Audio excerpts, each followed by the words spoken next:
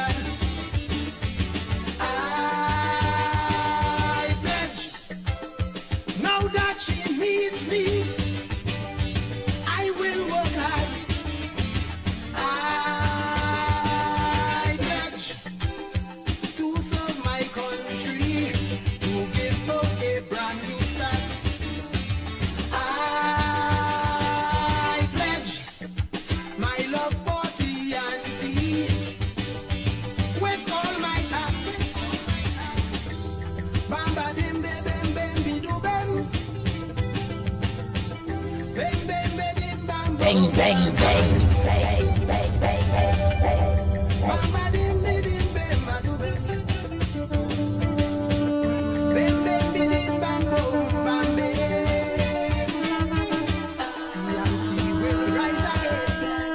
Oh boy, oh boy, oh boy, oh boy, oh boy. Good morning, Trinidad and Tobago.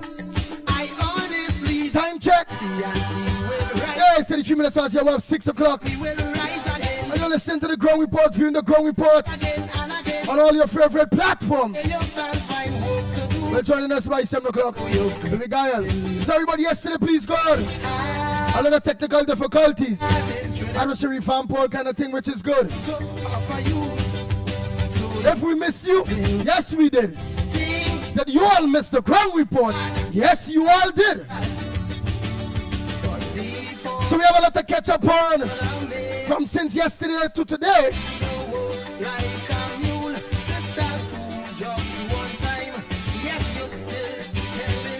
So here it is. Send your voice notes. What's on your front burner?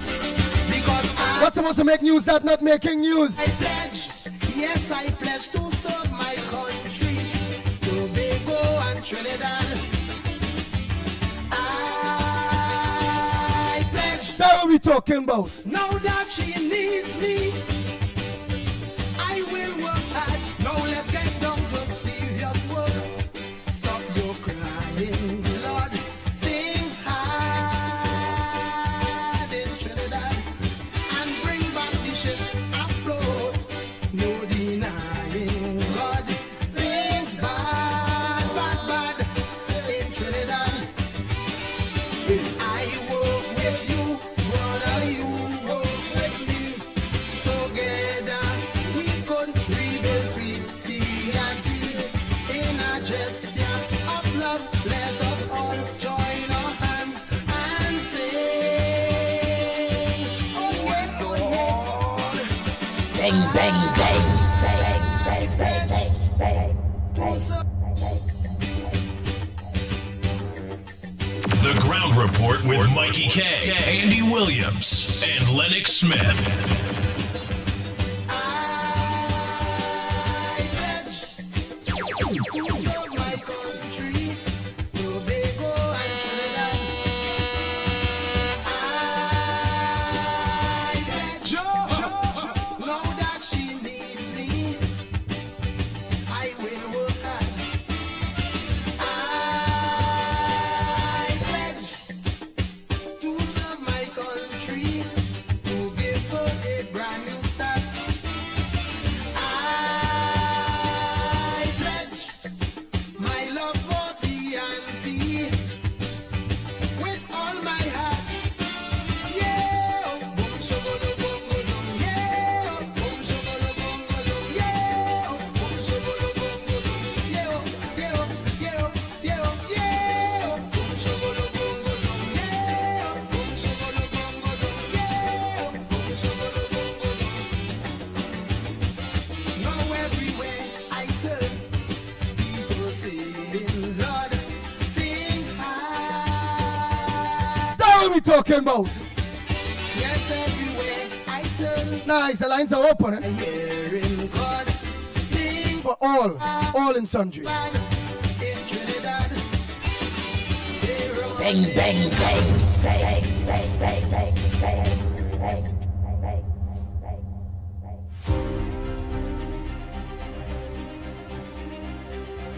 No roll call this morning. There'll be too much on his time check. There's already 36 minutes past the hour of 6 o'clock. Let's get down to business.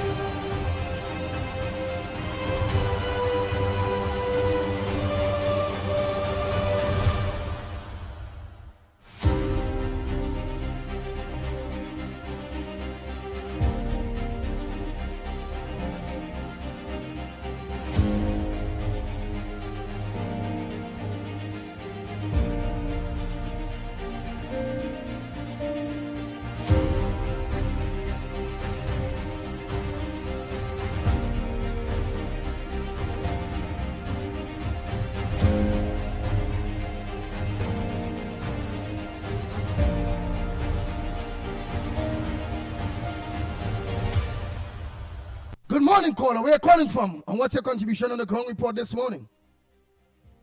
Morning, Andy. Calling from Florida. Actually, in Indiana. No? Nice. We're rolling. We're driving all night, all morning, all night.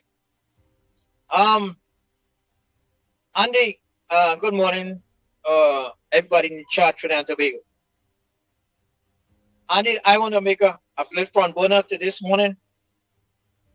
I know it may look awkward, but everybody is talking about all different things about taxes that the resident pay for the house taxes and everything, and where the money going to.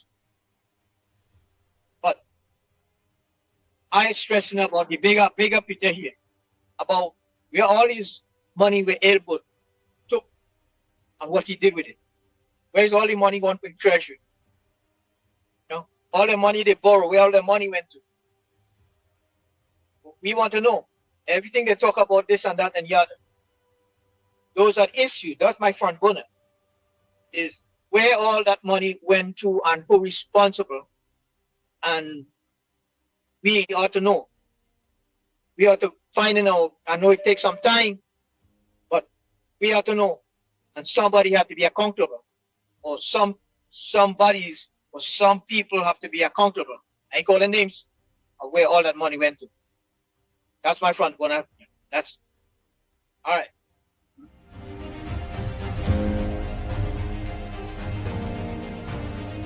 The Ground Report with Mickie K, Andy Williams, and Lennox Smith.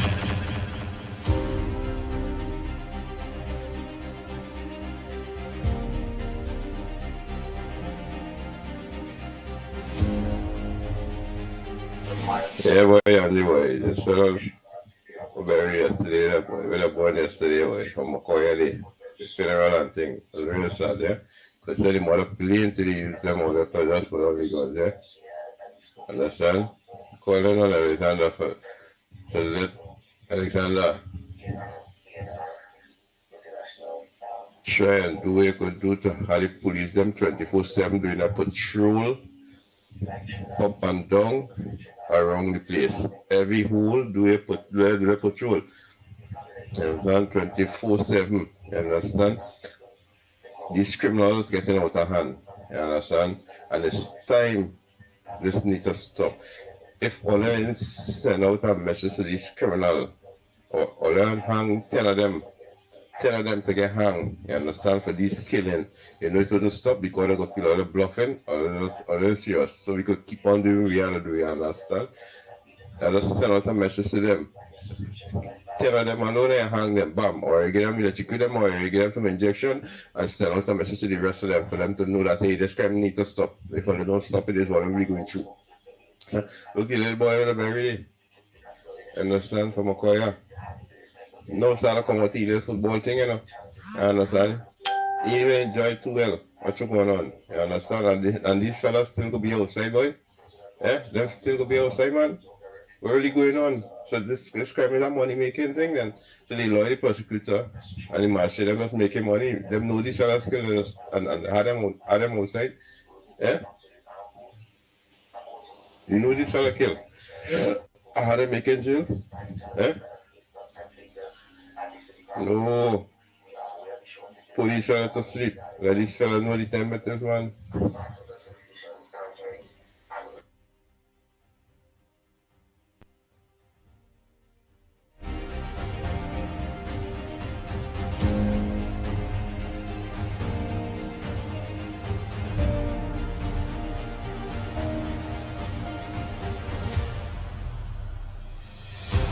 Morning, gentlemen.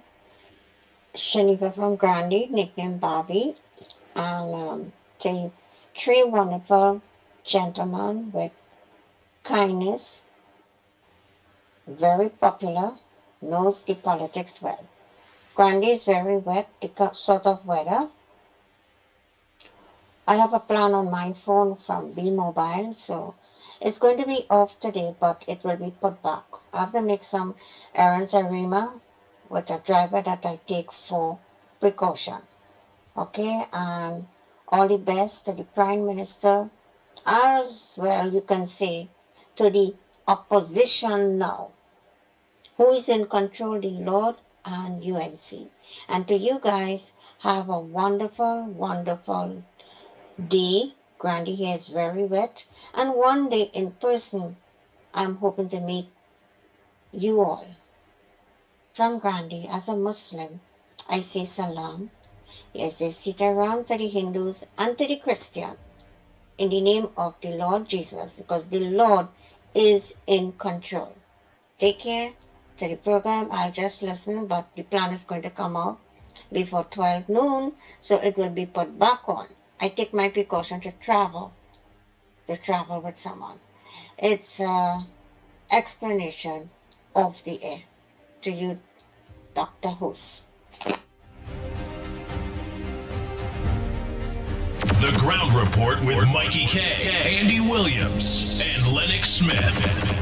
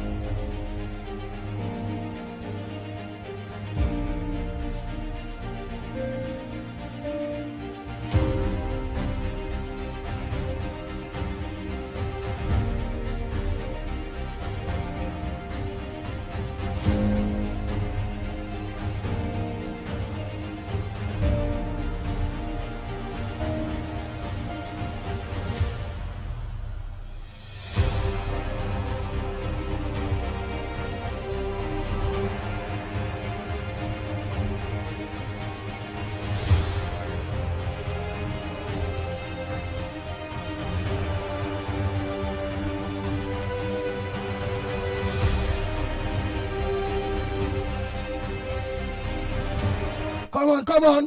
The lines are open. But you know, again, some problem with the phone. So I'm trying to just organize. But make your calls, send your WhatsApp.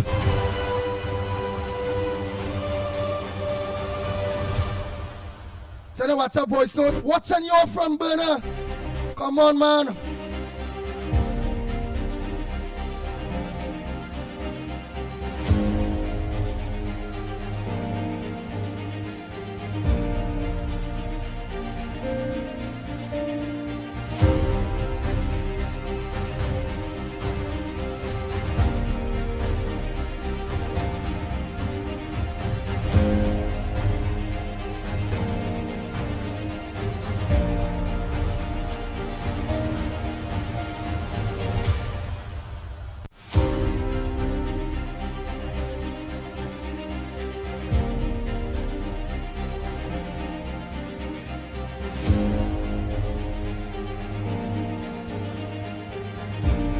Hey, morning, Dr. Shyam Maharaj in Florida. Pleasant good morning to you.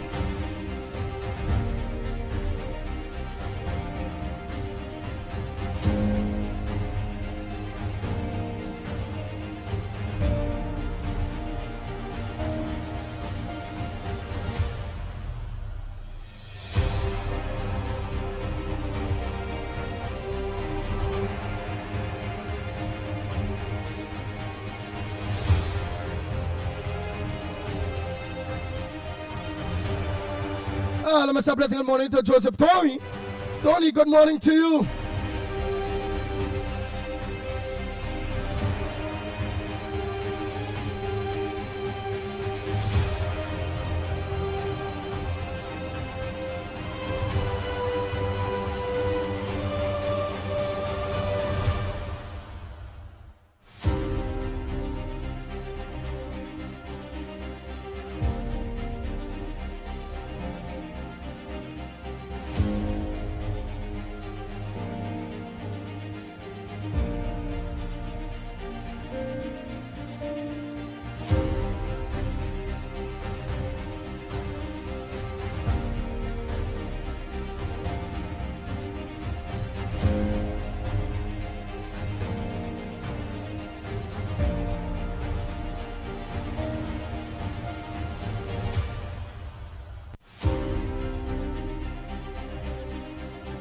Oh boy, in the headliners of the Guardian.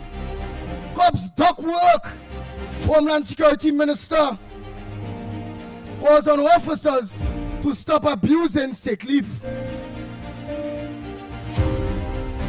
Man stabbed to death by female partner. This one was the saddest. Young footballer laid to rest. I don't believe that is what that voice note earlier on was talking about.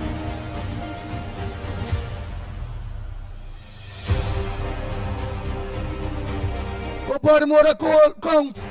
Today's date on the Guardian is 154. You have to grab hold of this murder thing. The new government will come in. Obviously, things will be put in place.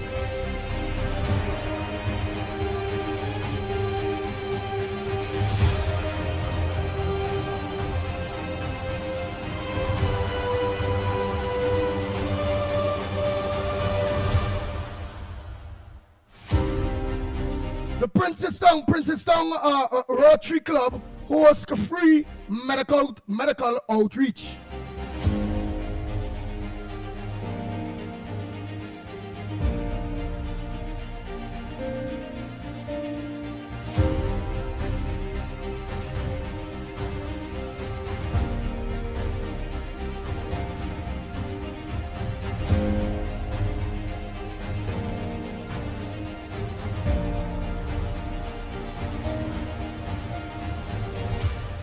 Oh boy, man acquitted in a 2002 shooting of officers, including Homeland Minister.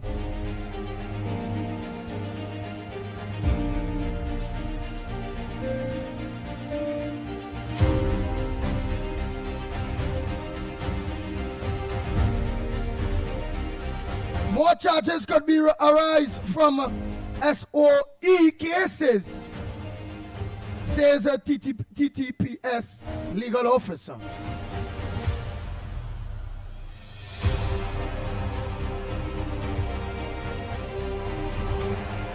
Oh boy, our Attorney General John Jeremy is saying a committee to shape stand your grounds law expected by next month.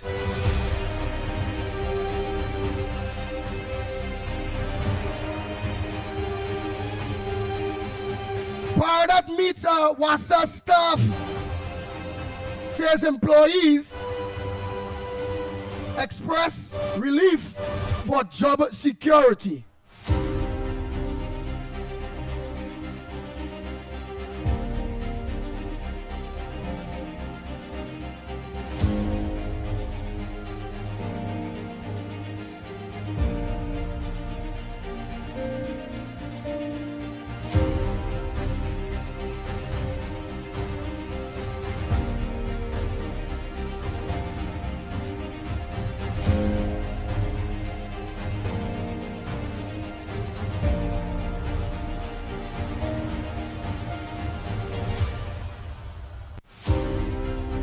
Lennox Smith, have to, meanwhile you go ahead, I have to fix something because I can't get any box while they're dealing with this here because they are here. So you go ahead, I'll put you on the screen at this point in time.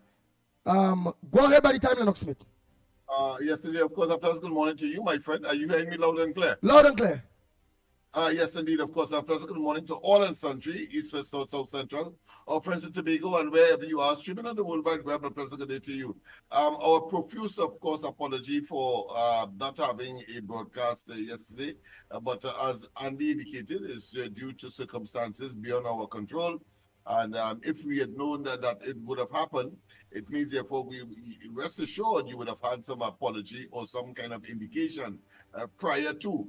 But it happened, of course, suddenly. It's the question of Murphy's Law operating. And, of course, that law says that when something has to go wrong, it will at the worst possible time. Well, yesterday was that. But I want to say that did not, of course, avoid people from, I'm sure Andy would have been getting the same thing as well as Mickie.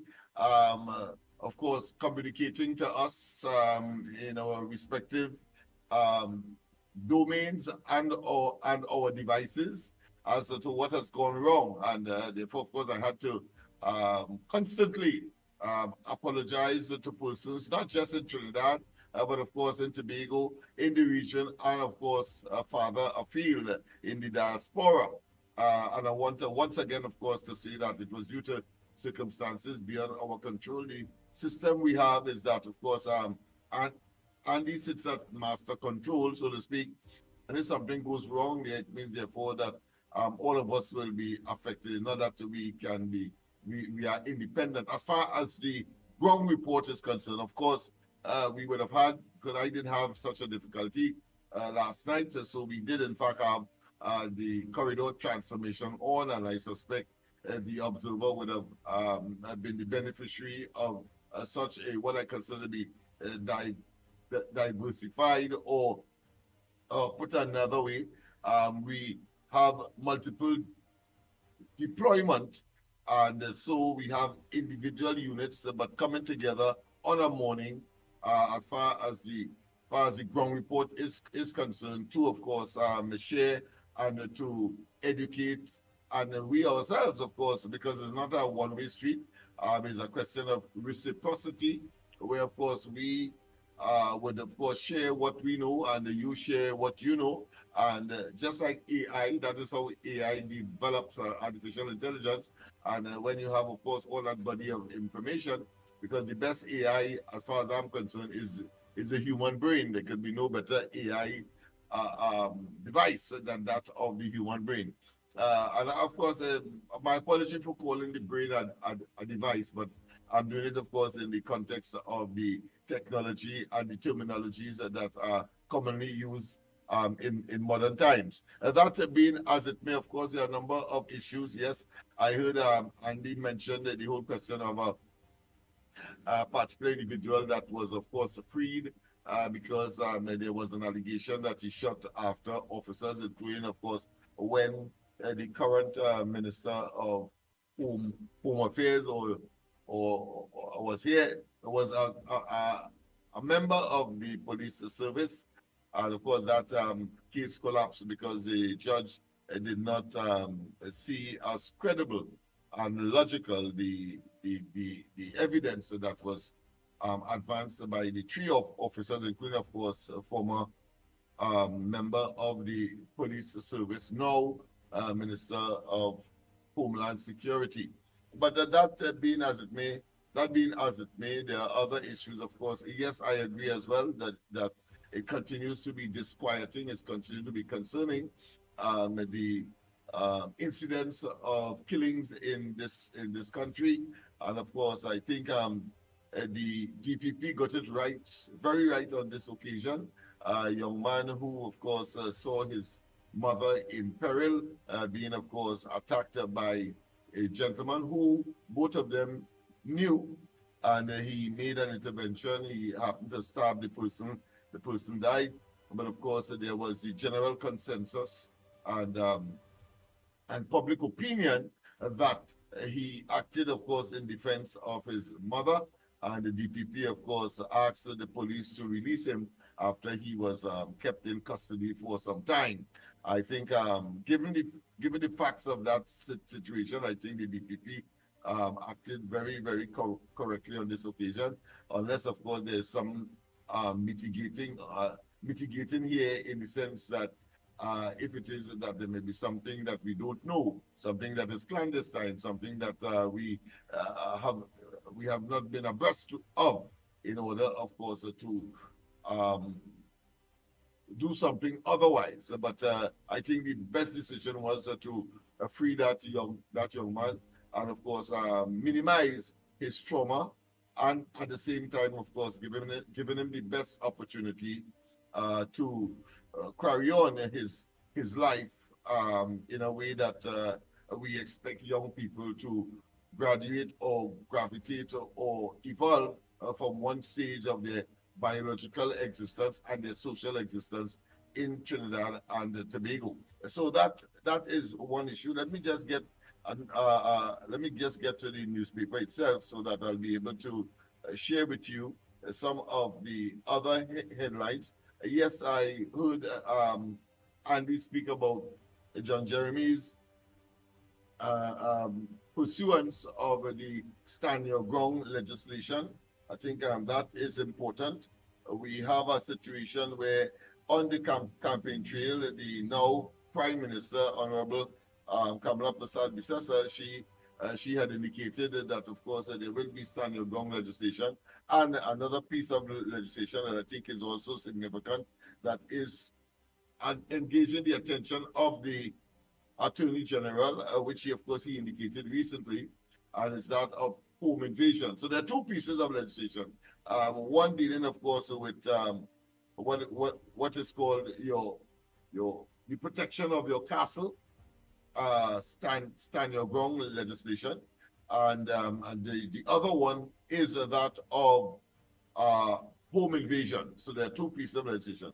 My understanding is, and from the articles that we would have read this morning, is that a committee will be set up by the Minister of Homeland Security, so that that responsibility is with the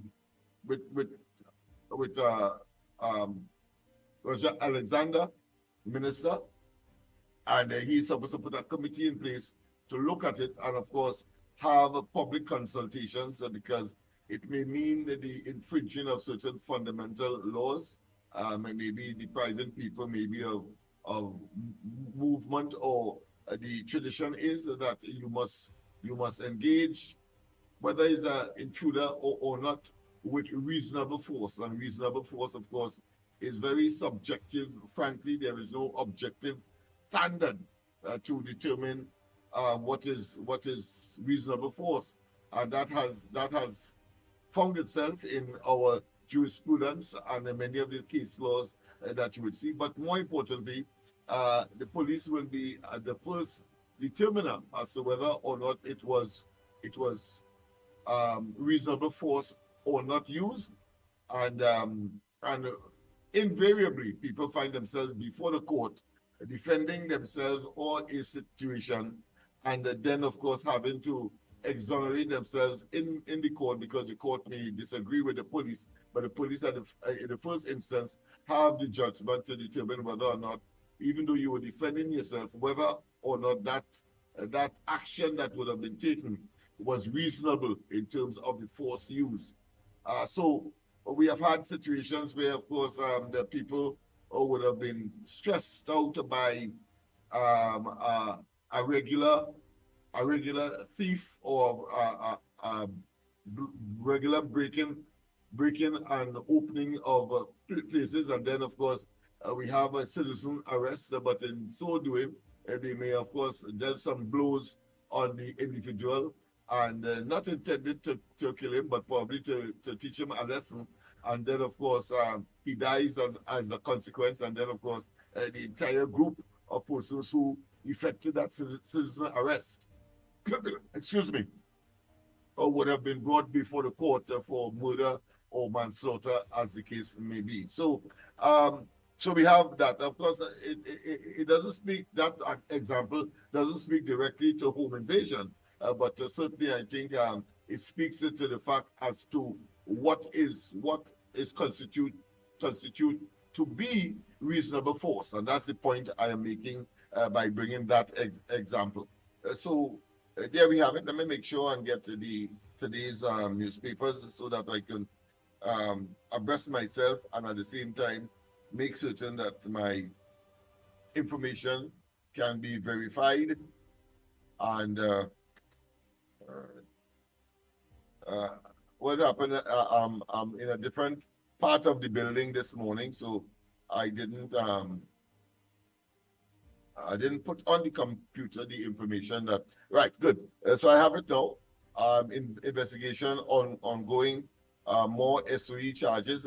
I did mention that, but yes, that particular article refers to the situation where several persons were given notices by the then Minister of National Security to be detained. And what the police is saying that whilst many of them, I think 30-something of them, would have been released, that was pending additional investigation, and the what is being indicated to the public is that even though they were released, it was subject to those investigations and the possibility that as a consequence of the ongoing investigations, because of that retention, given the emergency detention consequential of the SOE, there may well be charges pending. So that is why that article was designed the way it was. No secretary appointed yet to replace Samson. I have not read that article, so I don't know. It's just that that is what it has said. But you know, I love to be abreast of and understand what I'm reading or saying, so at least I can proffer some kind of explanation. But that is clearly well. In this case, I did not read it. Maybe I should reference it, and then as I have the time, as Andy has given me some yeah.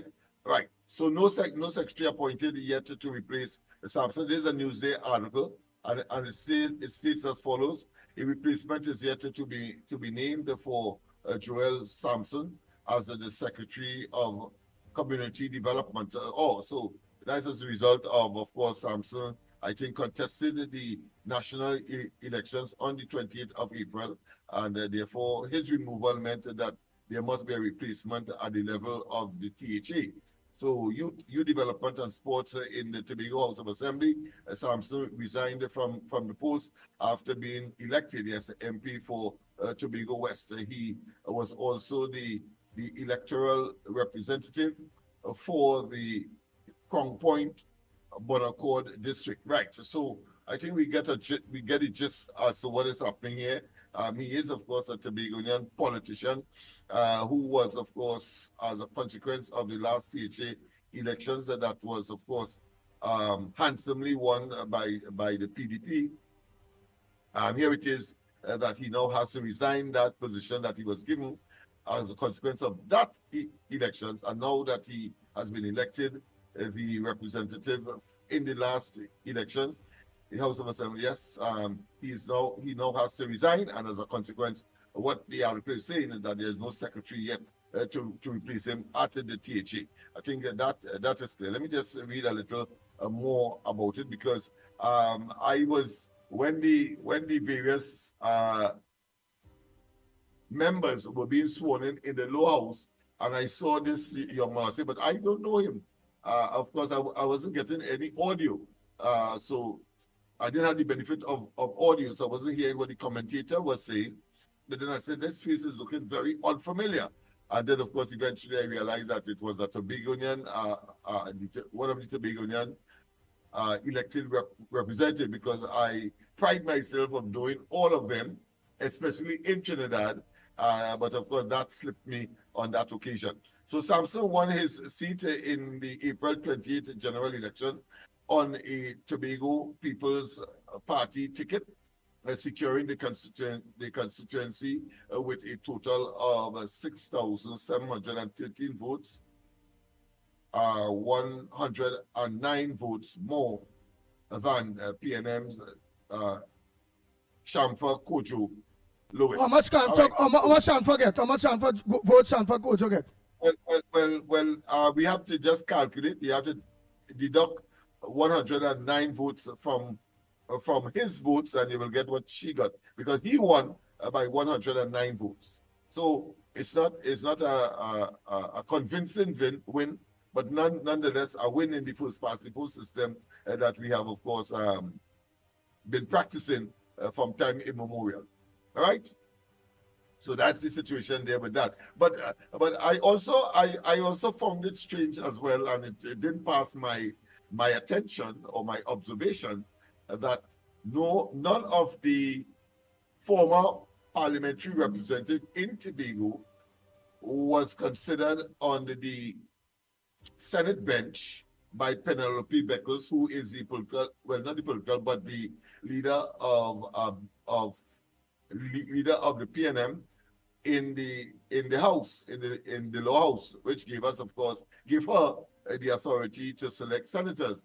but none of them. And it tells a story as far as I am concerned, because we were saying that none of these representatives, they were bellowing, they were, of course, let's say, drinking or genuflecting at the feet of Rowley.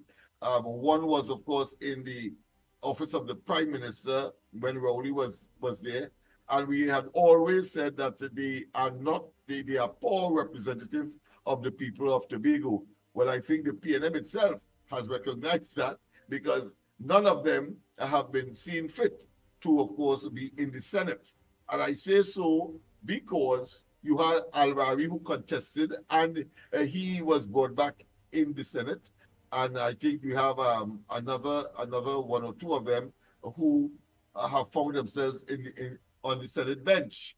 And therefore, of course, it was conspicuous that none of the Tobago former representatives who lost, of course, their seats in Tobago were identified and were authorized to be a senator in the Senate. So it justified once again what we were seeing on the ground report, that these people, Sanfa Kojo and her counterpart, what's the name?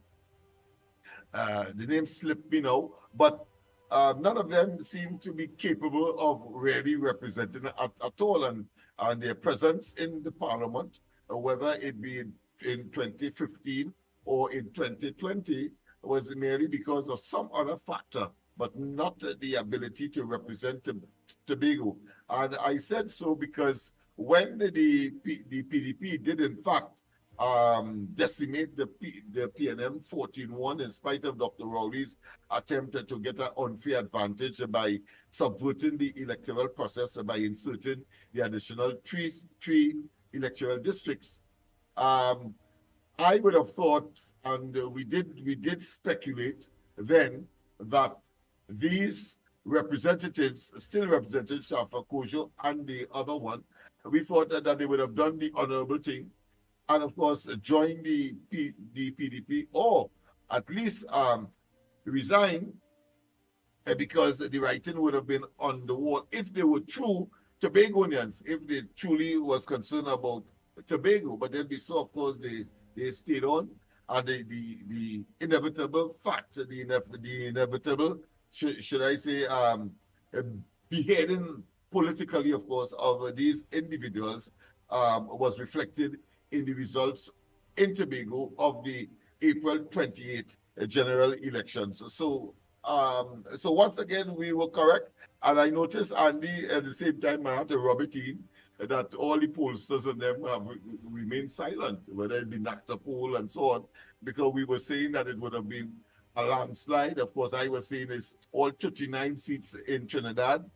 Of course, but it turned out to be 28. Of course, the UNC getting 26, and the TPP in Tobago got the other two, which by all stretch of the imagination and from all indications, that is a landslide victory for the UNC, led by the current Prime Minister, Honorable Kamala Prasad Bisesa, and of course the coalition of interest. So once again, we were on the button, of course off by a few, but certainly those pollsters, those professionals, those people who Guardian and others would be paying big money for, including of course the PNM, to of course say things that would give somehow, they believe, edge to the PNM, while of course we on the ground getting a different signal, different indications,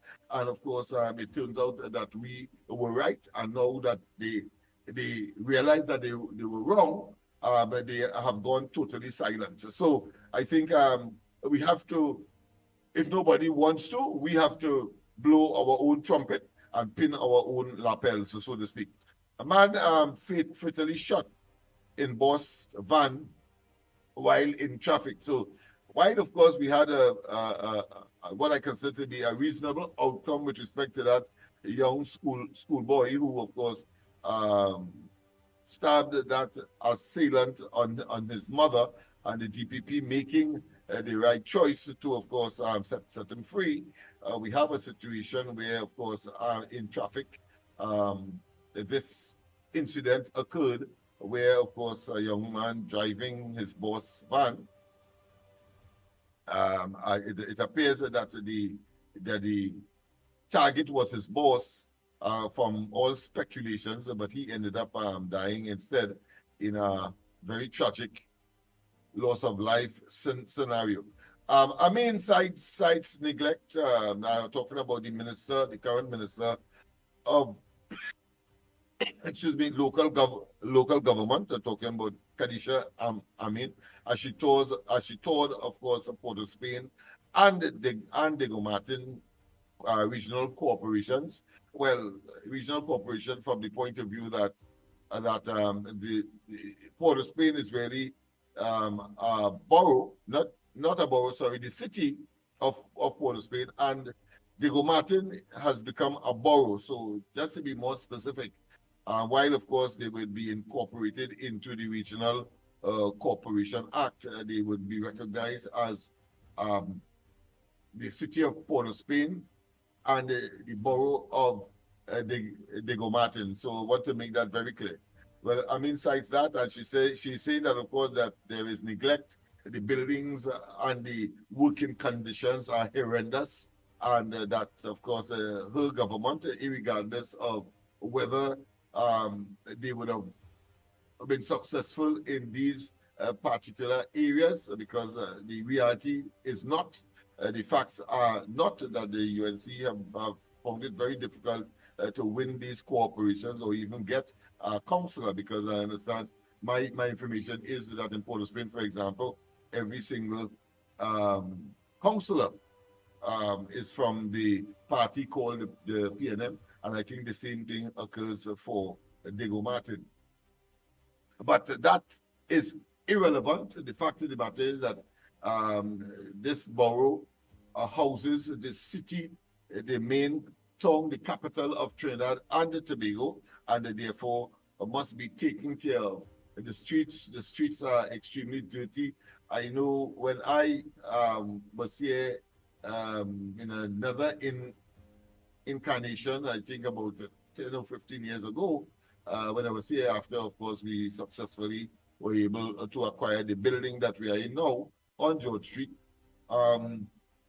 Every morning we would see religiously vehicles, a water tank will be, of course, with its powerful pump, washing down the streets of Port of Spain from top to bottom, north to south, and of course east to west. That has been a noticeable absent these days. Since we are here on George Street, I have not seen that happening at all. So therefore, there seems to be a deterioration in terms of the concern for health and other factors and to keeping the streets of the city clean. 2002 shooting case collapse, Alexander. Yes, well, we talked about that already. 3 cops, of course, discredited. But again, the current minister of health is now looking at improve health services, and of course, talking about the extension of the services of health centers. So that will be on the cards, and extending services on weekends. I think at least beginning with on Saturdays. So that is a welcome sign, I'm sure. And of course, CDAP, controversial matter during the course of the Rowley and the Stuart Young, the Chinese man's administrations, even though he was there for less than a day as Prime Minister, that is.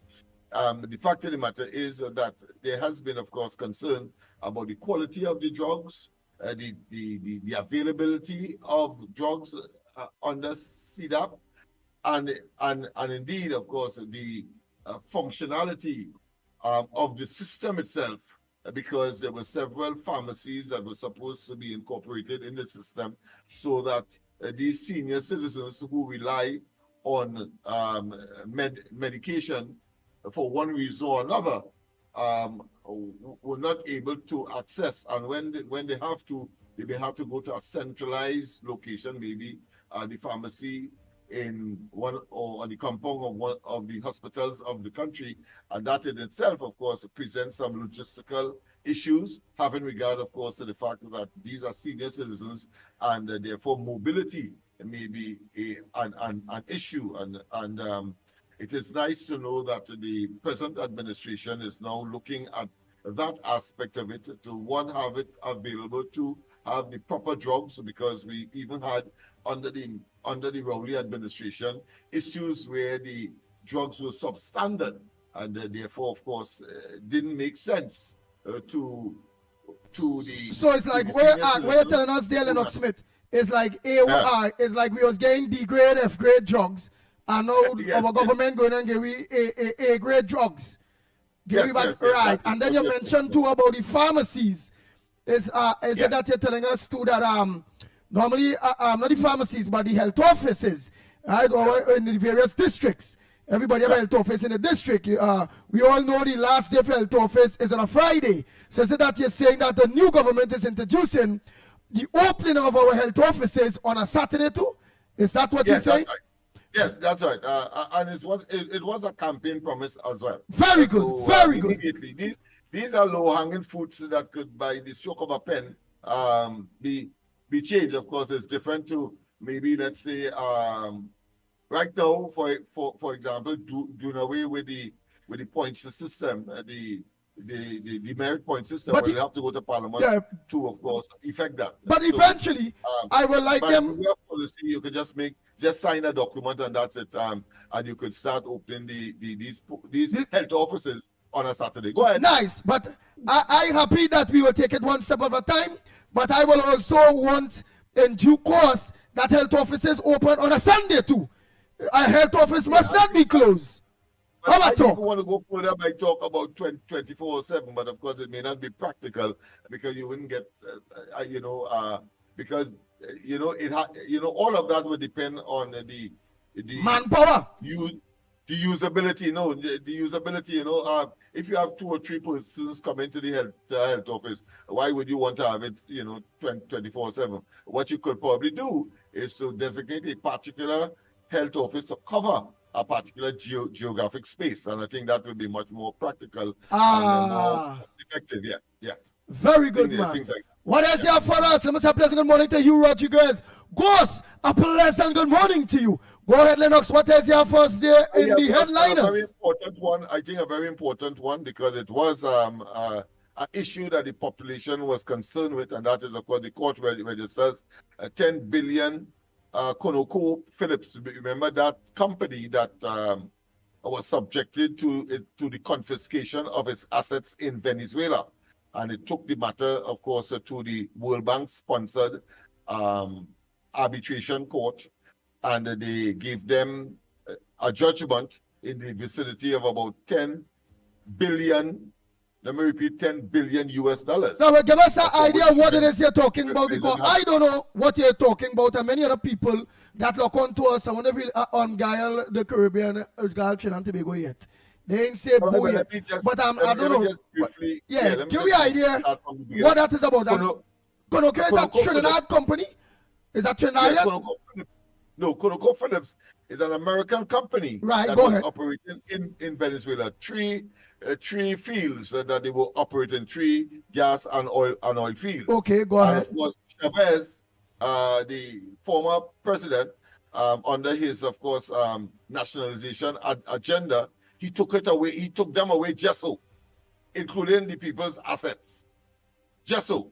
But Venezuela and Trinidad and Tobago, for example, and about 160-something countries of the 190-something that makes up, of course, the world grouping recognized by the United Nations, signed an agreement with the World Bank to, of course, look at they setting up a particular tribunal in effect for disputes relating to governments and companies that from another jurisdiction that may be operating in that particular government's country. And in this case, the company, American company, was or is Conoco Phillips. That's the name of the company that was operated in Venezuela. And Hugo Chavez just, of course, took their assets and stopped them from operating. Well, they went into this World Bank sponsored and administered arbitration entity, and they got judgment of about $10 billion. So the arrangement is that any country that has signed on to that arrangement, and if that entity find judgment in their favor, they can now go to another country where that country may be operating in. And in this case, of course, they know. I mean, the Dragon Gas deal was a big thing, and therefore what they have done is file in Trinidad courts, to say that Trinidad court is obligated. Trinidad is obligated because we are part of that treaty to, of course, once they are paying money to any entity in Venezuela, that, of course, the first person that must be paid or be considered would have been Conoco Phillips in this case. And your favorite judge did, in fact, give the approval because whilst Venezuela was saying that they have withdrawn, because eventually Venezuela withdrawn from that arrangement, and the embassies here would have known, according to the judge, that does not take away Trinidad and Tobago's obligation to accepting the judgment of that international tribunal that gave judgment to Conoco Phillips. And wherever Venezuela is doing business, where they can, of course, get their money, they would file in that particular court or that jurisdiction to get their money. So, and we found, and I think is instructive that we note that people like Stuart Young and the former prime and the other prime minister, former Rowley, were playing down that and saying that is no big deal and so on. In circumstances where deals were already made, the taking away of that license that was given by the United States was not in play at the time, but everybody knew that, of course, things were signed in Venezuela as far as the Dragon deal and the other field is concerned. That was part and parcel of it. So they quickly, of course, and they have a right to, they decided, of course, to bring the matter to the attention of the local courts to get the rights to, of course, confiscate or get the government of Trinidad and Tobago to give them first bite at any monies that is to be forwarded to Venezuela, with respect, of course, to the Dragon deal and the other deals that came out of the arrangement that the last administration was pursuing pell-mell without, of course, consideration of anything as well.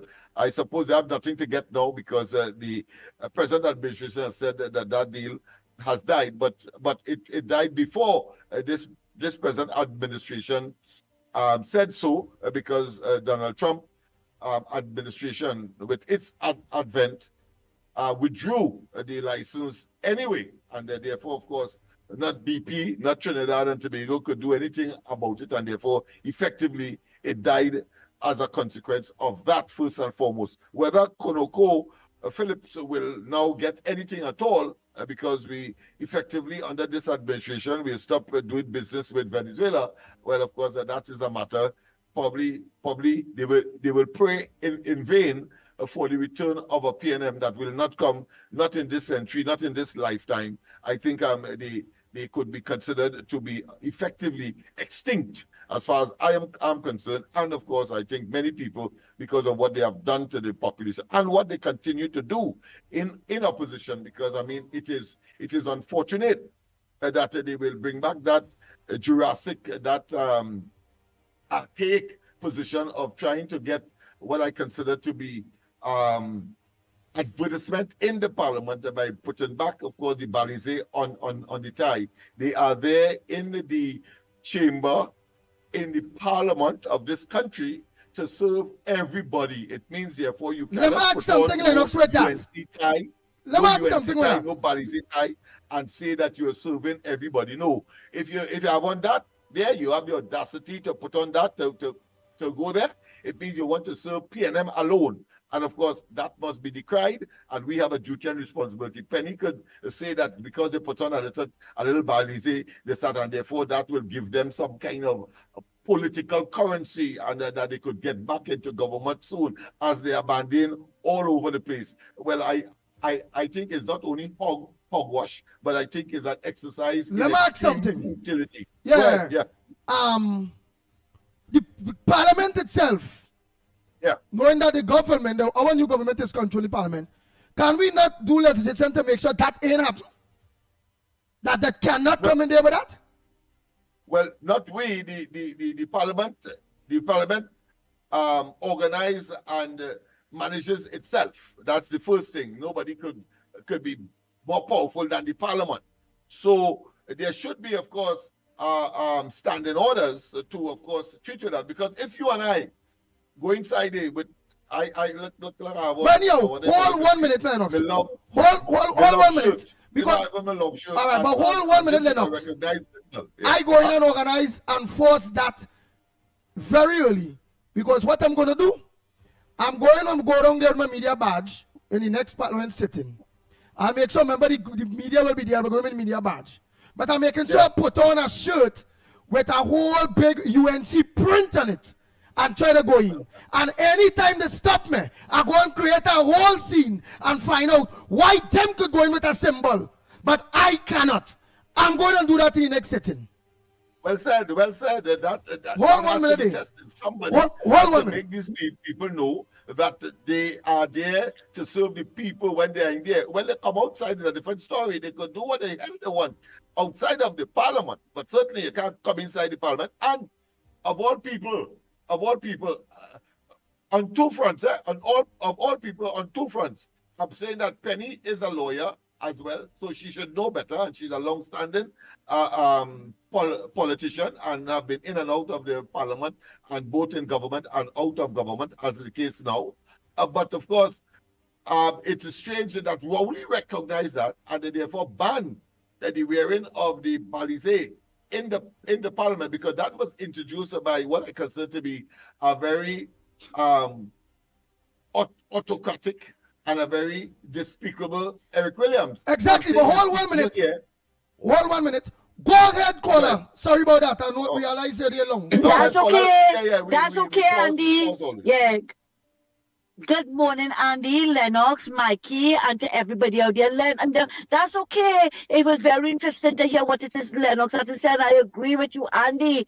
I agree with you. If they can go in with the Balize tie, we can go in with the UNC emblem as well. We can go in, right? But we don't want nobody else going in. We don't want no losers going inside of there. You know, the losers and them, that they come out of the dead zone now, and they open their mouth to talk, right? And Andy, let me tell you something, I only know I am a supporter of the ground report. I am a supporter of the corridor transformation, TC and Heavy, Future of Talk, Wall Street, and anybody who is pro-UNC, right? We have had enough negative things from the PNM, and all who want to come now and jump on the bandwagon and feel that they're going to ride the ground report back to push their nastiness concerning the UNC, they lie. I'm not supporting anything like that, Andy. And we have to take a stand against it, right? When the PNM was messing up this country, where were all those voices? And they see that Marsha Walker, and all who want to push Marsha Walker nastiness, Marsha Walker, they will reach, right? Look at her. She is so bitter. She just like the rest of the losers, all capital letters, just like the rest of them. She have nothing good to say. And every Monday morning and twice on a Sunday, she finding fault, and she finding a platform, right? The next set of losers to push her agenda. But all of them, let them continue it. we will be in their faces for the next 5 years, Andy, whether they like it or not. And every time they come with nonsense, we going to push back on them. I make up my mind for all of them, Andy, because we waited too long. And Andy, let me ask all this something. Let me ask you and Lennox something, right? All you see this government doing anything wrong yet? How many days? How many days we there? No. They have not exactly made any fundamental mistake that will cause the storm in a teacup. Let me repeat, the storm in a teacup that these people are pretending that, of course, they have otherwise done. Yeah, but you see, they're looking for kinks in the armor, right? They cannot believe that all what they say about Kamala, that the woman got the 26 seats, Lennox. They can't believe that. And they didn't get none. All of them lost their deposits. The losers lost their deposit. And now they have nothing to say, right? So they're riding now. They're riding Masha Walker back now to get information. And look at her. It's a shame. Look at little Kenya. Come and get Deputy Speaker of the House, right? The Speaker of the House or Senate, right. Look at where she is. Where she is, beating her mouth at every corner, trying to preach the gospel of Masha Walker. And she have a set of hangers on, like, the barnacles that is near the bottom of the boat. That's useless. Have them hanging on to her. But we are not going to stand for it. And Andy, look, I'll go back to the story again with the Speaker of the House, right? What did the man do wrong? The man was exonerated, but hear what? He's going to be in their faces for the next 5 years. Let them live with it. Let them live with it. And the next thing, Andy, I know that you have the ears of Wayne Sturge, and I would like you to give him a little bit of advice. Do not give any interview again with the media. And any MP listening, don't give any interviews with the PNM media.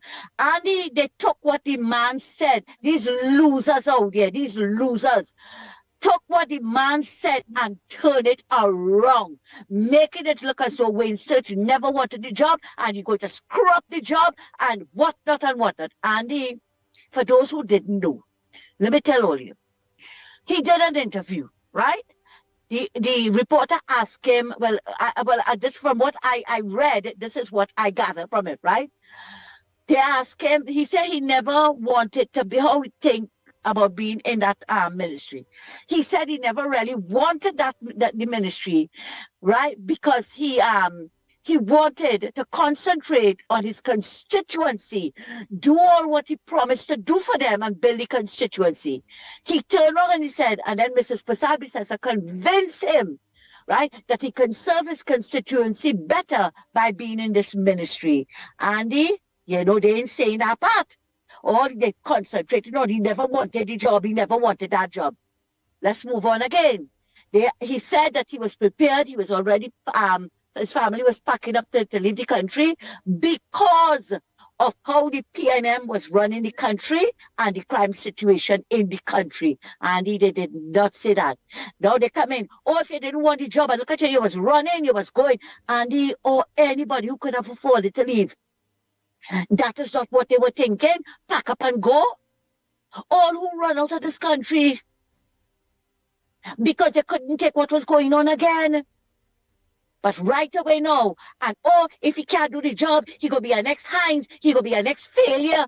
But his ministry has nothing to do with what Hines was doing. Everybody knew Hines was a failure. But Wayne Sturge is not a failure. Wayne Sturge is a successful criminal lawyer. Everybody inside of there are successes, not like the losers, all the losers who lost their deposits. Andy, I was a real mad, Andy. A real mad, I'll see if I'll get interview with him this morning. I'll see if I can get interview with him this morning. So you go. To see how they're thinking of this man, because they did not take the other part of the answers that the man gave. And I am appealing to all of them, Lennox, you included, all of you. Do not give any interviews to the PNM media. You see, Andy, that is why we keep calling for a boycott of the media, Look at the same thing they did with Prakash. Prakash never said what Akash Samaru printed. The man never said that. But you see what happened to them? It hurting them real bad. It's burning in places that it shouldn't even be burning. That UNC government, you know. That is what hurting all of them. And they can't handle it yet. I think just now we will see them like Christmas ornaments in the trees in the savannah. Wait till all you go see, because some of them can't take it again.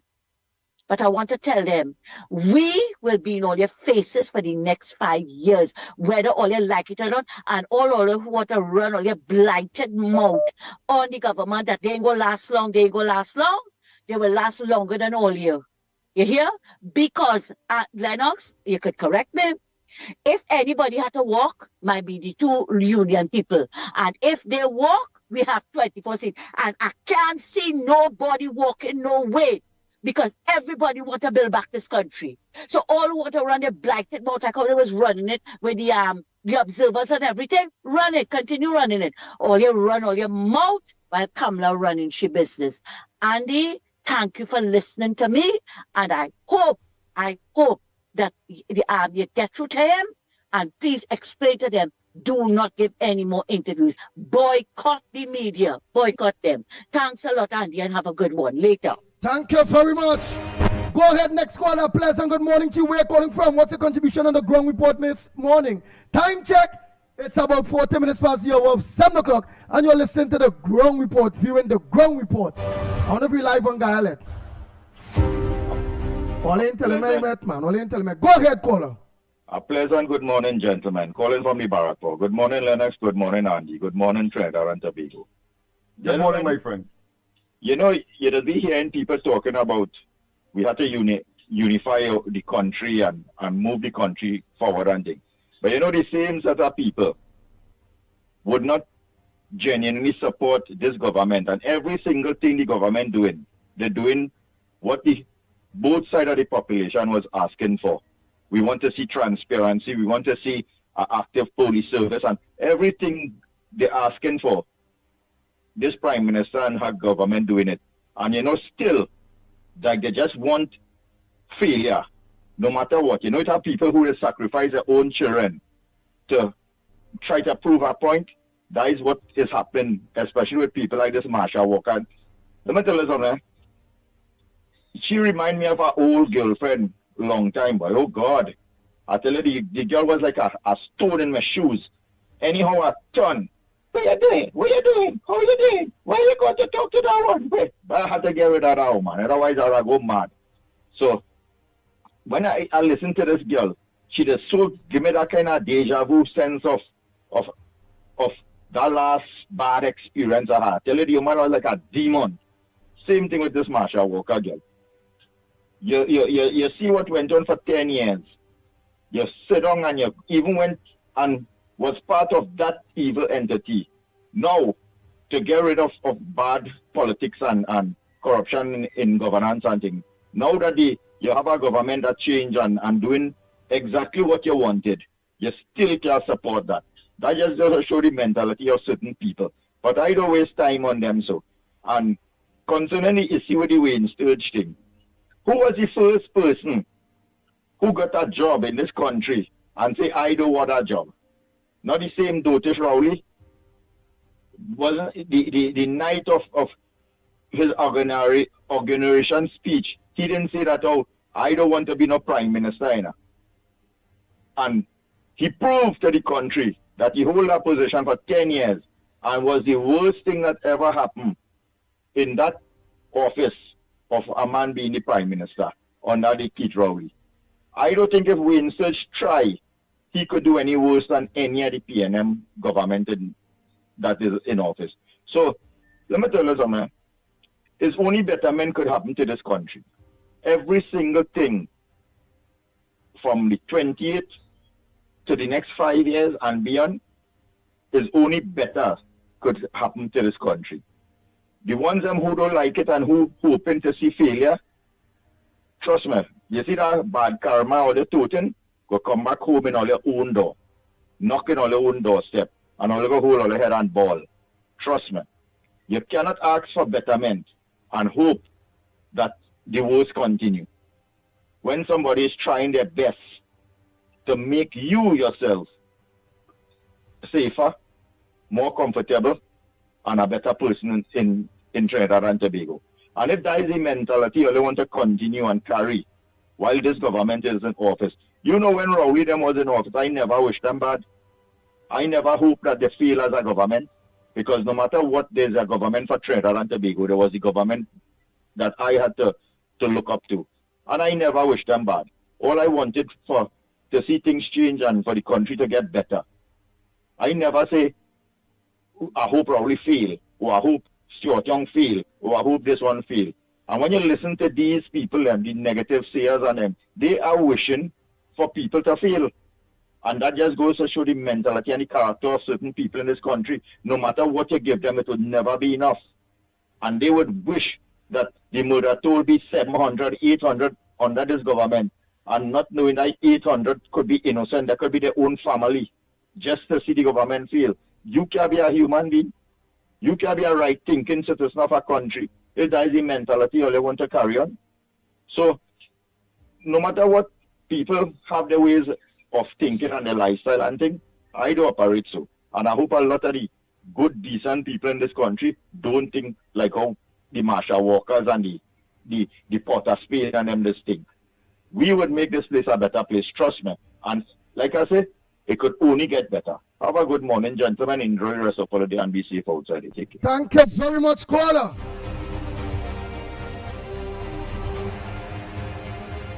Good morning, caller. Where are you calling from? What's your contribution on the number one program, The Ground Report, this morning? Go ahead, caller.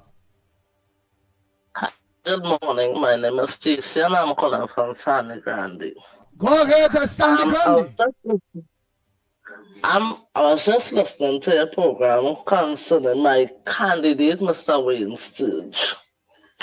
Right? There is one thing I want to say. Right? I don't have any problem with my candidate. Right? Because Mr. Wayne Sturge have done pretty good as my candidate for Toko Sandy Grande compared to the 5 years that Roger Monroe was in office and for the 10 years that PNM was in government. Right? My candidate is not a dancey head. So everybody who is having issue that Mr. Wayne Sturge saying he didn't want the job and he didn't want the job, Mr. Wayne Sturge has his reasons why he said what he said. And I don't think that people should take what Mr. Sturge said to twist it around into their own words to make it an issue or a problem. Right? For the how much weeks that UNC is in power, I think the PNM people should walk to Sandy Grande and find out the amount of things Mr. Wayne Sturge have promised people that he will come back and do for them, that how much he has fulfilled already, for the how much weeks he is in Parliament. What Roger Monroe has done for the people of Toko Sandy Grande, what the PNM government has done for the people of this country for the past 10 years that they were in power, can't compare for the 5 weeks or the 3 weeks that UNC in government. Right? So I don't have any issue with my candidate. And I just want to say to the PNM narcissistic members, leave the UNC government alone. Leave them alone because they are doing a pretty great job without any help from the PNM government. Right? And to my candidate, Mr. Wayne Sturge, I want to know that... It's MP now.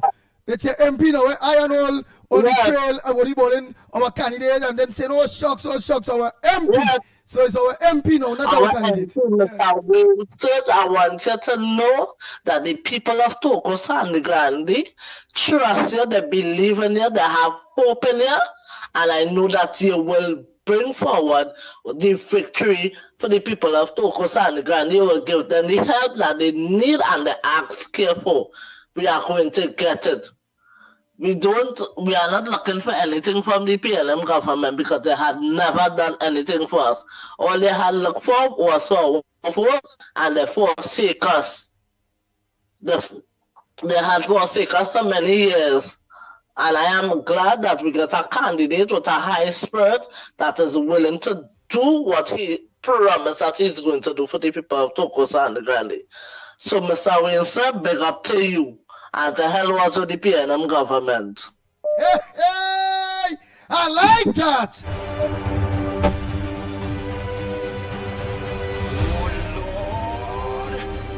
Bang, bang, bang, bang, bang, bang, bang, bang, bang.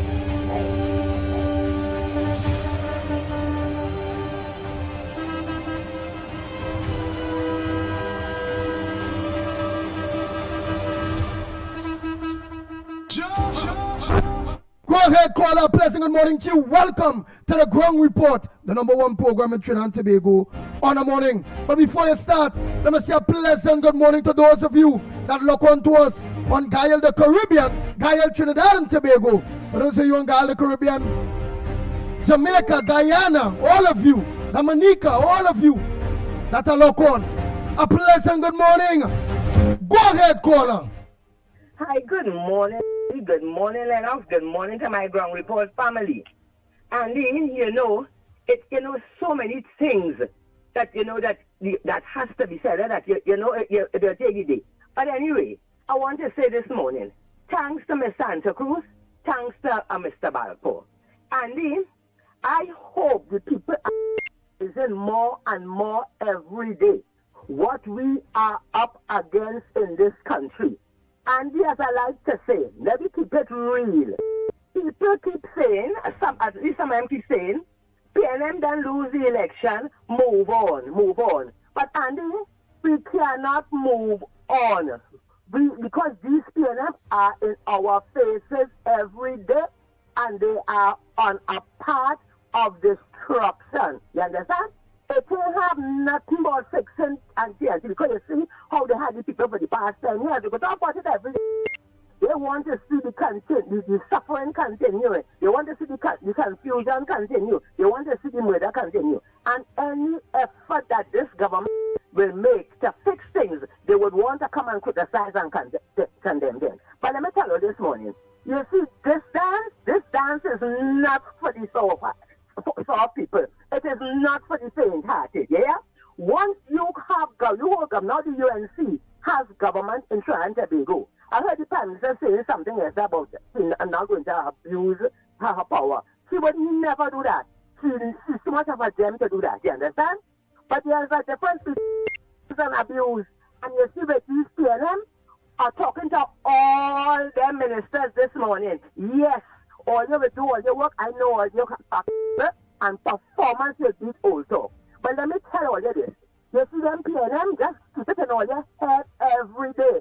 They want each and every one of all you to fail. Yeah, that is the plan. You understand? They not care about it. The people of Trinidad and Tobago or Trinidad and Tobago rising and fixing. No, they want to make the UNC. So once all you have that in all your head every day, all you will know exactly who all you're dealing with. Yeah, it ain't have no niceness to them, you know. It ain't have no dirty just ghetto. Yeah, it's not really work and thing, but in the point is this, you have to keep them PNM people in the lane. You understand? They are out of government and they still want to act as if they have a thought. Oh, and then, you know the media, what it is you going and interviewing all these PNM people for? People, once you know what you are up against, you know what you're dealing with, you have to be strong, you have to be brave, you have to be bold, and let them know. Let them know. It might sound bad, but let them know. We, the UNC, is in government now, and it is their responsibility to fix this country. And all them who fail, just go in some corner and sit down and leave Trinidad and Tobago, leave the people of Trinidad and Tobago, and leave this government alone. Understand? And ministers and things, be strong. And remember, no matter what you say, no matter what you do, there are people here who will always find fault. So just be strong and do all you have to do and tell the whole pack of them call, you understand? And another thing I want to talk about Andy. Andy, I am watching the news, I think it was last night. And I am watching the Princess Town fire station. Andy, what went on in this country? And then they say, don't talk about what went on in this country for the past 10 years. I am watching at the condition of that fire station.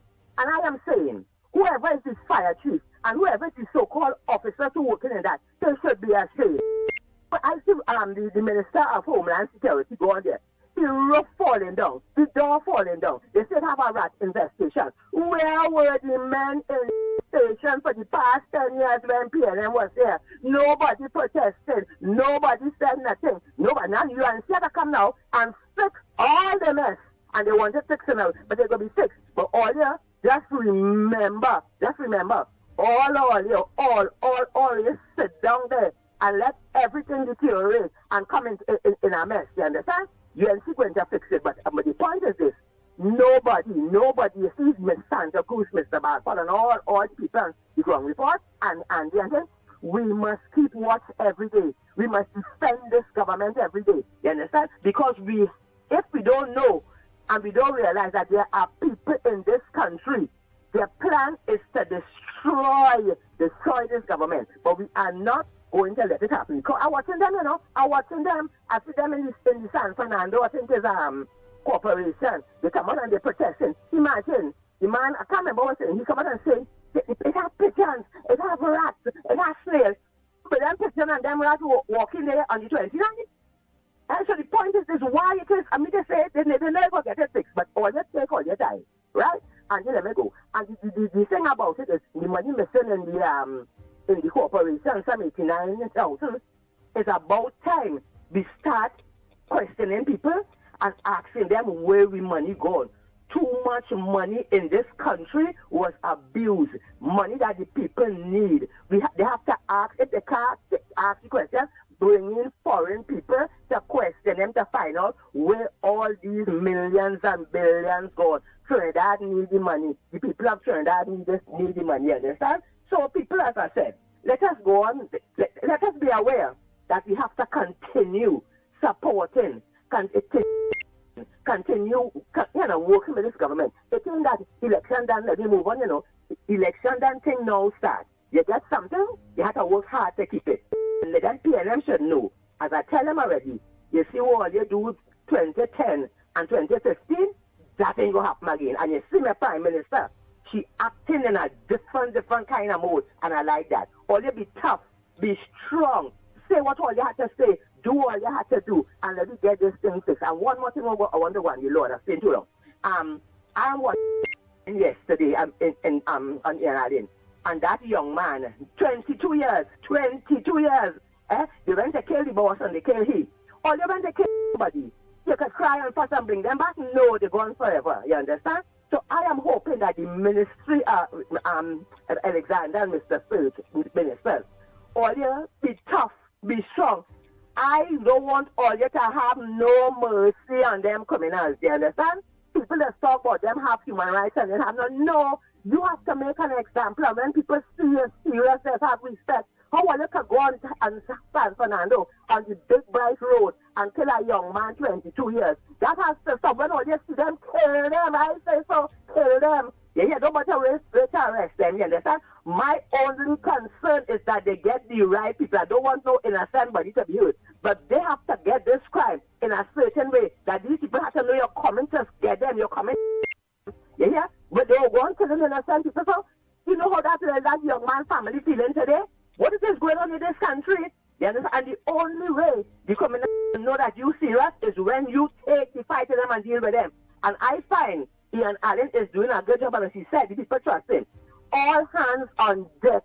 All hands on deck. Let us work with any and everybody who could come together to solve this crime in the country. This government must let them know from early o'clock what time it is. Don't give them time to settle down. They watch it all here. Let them see all your serious and let them see all them mean action. Time for talk done, action. And when you see all them up in pretenders coming to tell all you, but police kill this one and police kill this one, they investigate it. I don't want nobody to tell you, understand, but yeah? Because I want the police to do their work, you understand? But we have to fight fire with fire in this country if we want a new Trinidad and Tobago to the benefit of all citizens.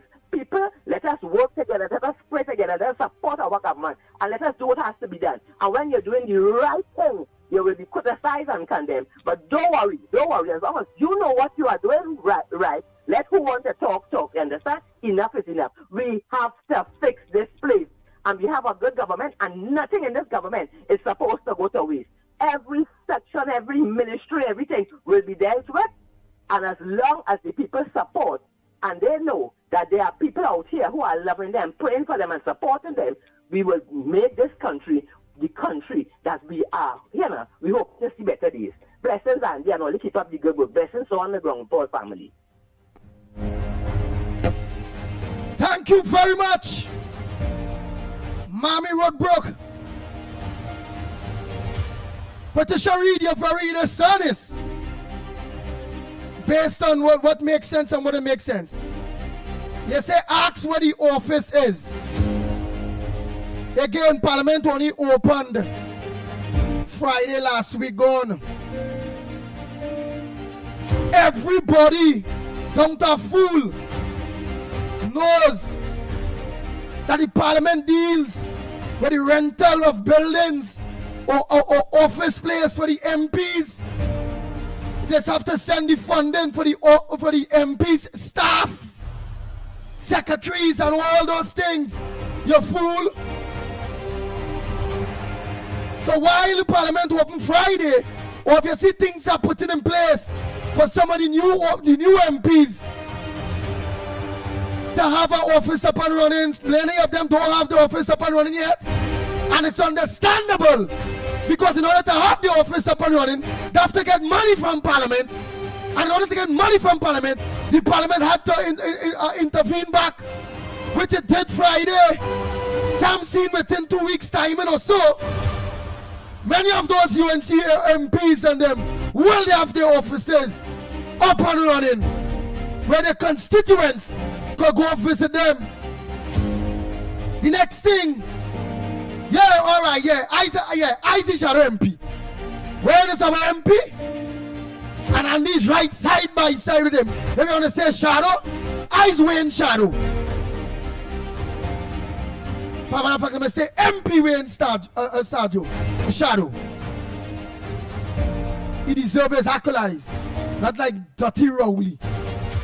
I ain't gonna put no doctor to that.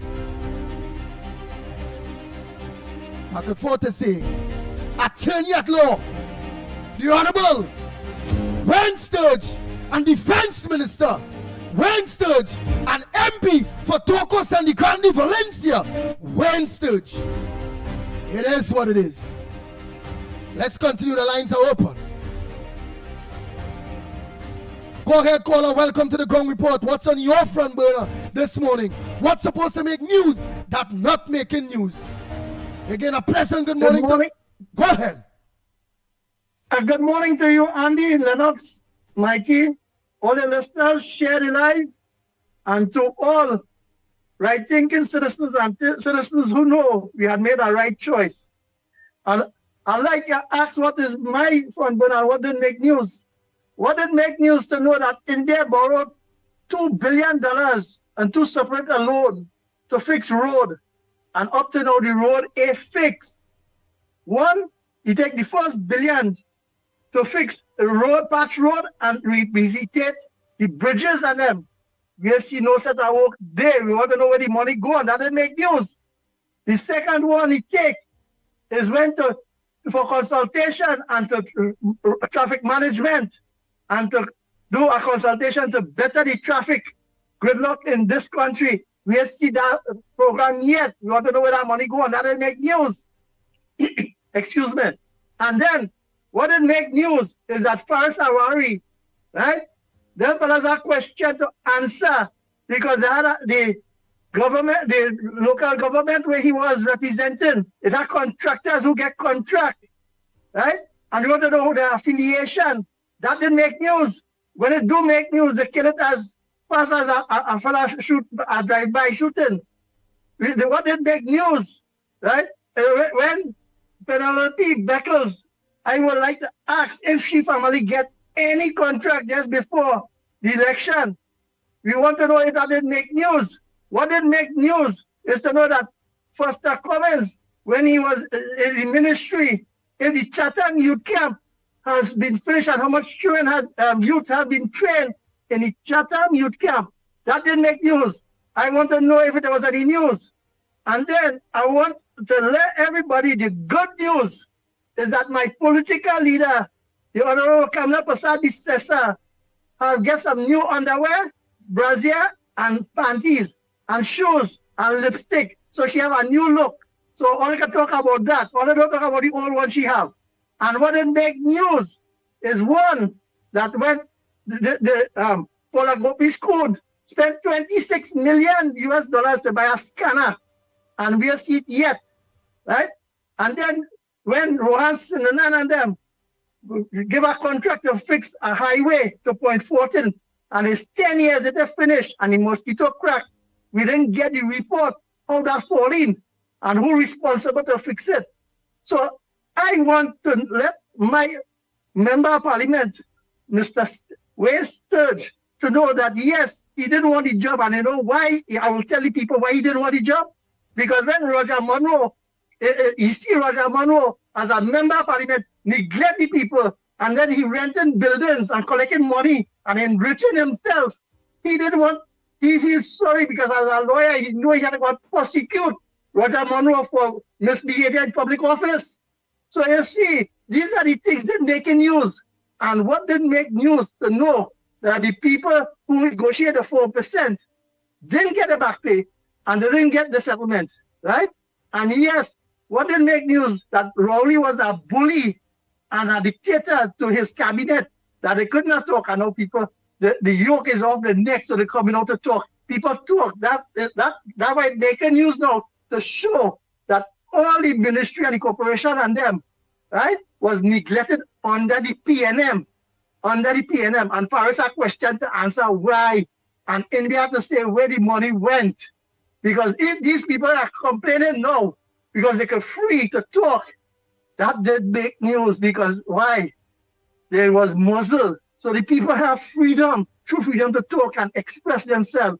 So the question to ask India, where the subvention for these corporations to upkeep, where is the money? And I can say more, but I would like to let Trinidad and Tobago know that on the corridor transformation tonight, you all will hear more. Have a nice day, Trinidad and Tobago. Thank you very much. Next caller. Of course, I sent you a clip where Rowley confessed that he didn't want the job. Yeah. Just to, of course, show up those hypocrites that, of course, are conveniently what I consider to be in a state of not just dotishness, but certainly absent-mindedness. So just I'll be out momentarily, and I'll be back. I certainly will be back, but I'll be out. So you can play that so that people get a reminder, and we reinforce what we are saying about these hypocrites. I agree so much. Go ahead, caller. Good morning, ground report to Napuna, Andy, Lennox, Mickie, and the ground report family. And the Gayal family too. Andy? And the Gayal family, that local. Yes, yes. Before I make my political contribution, Andy, I want to say how ashamed I am of this country and the business community. Because here it is, we have this young girl, Christian Bedesi, this girl who has excelled in academics, 17-year-old girl, and has a bright future ahead of her, and her aspiration to be a representative at the United Nations and what have you. And to raise, and to bring Trinidad and Tobago to the forefront, in terms of achievement in education, and be one of the brightest child in the world. I put it in this way, this is how it is. And this child has been afforded an opportunity to attend Yale University. But here it is, Andy. She's still falling short of just look at the meager summer money. $4,000 US. You hear me, Andy? Yes, we hear you loud and clear. Go ahead. $4,000 US this child is falling short of to help her in her endeavors. The mother said that they have written 80 letters, 80, to corporate businesses in Trinidad and Tobago. And you want to tell me that none of these people have responded to assist this child, Andy? I mean, it's a shame.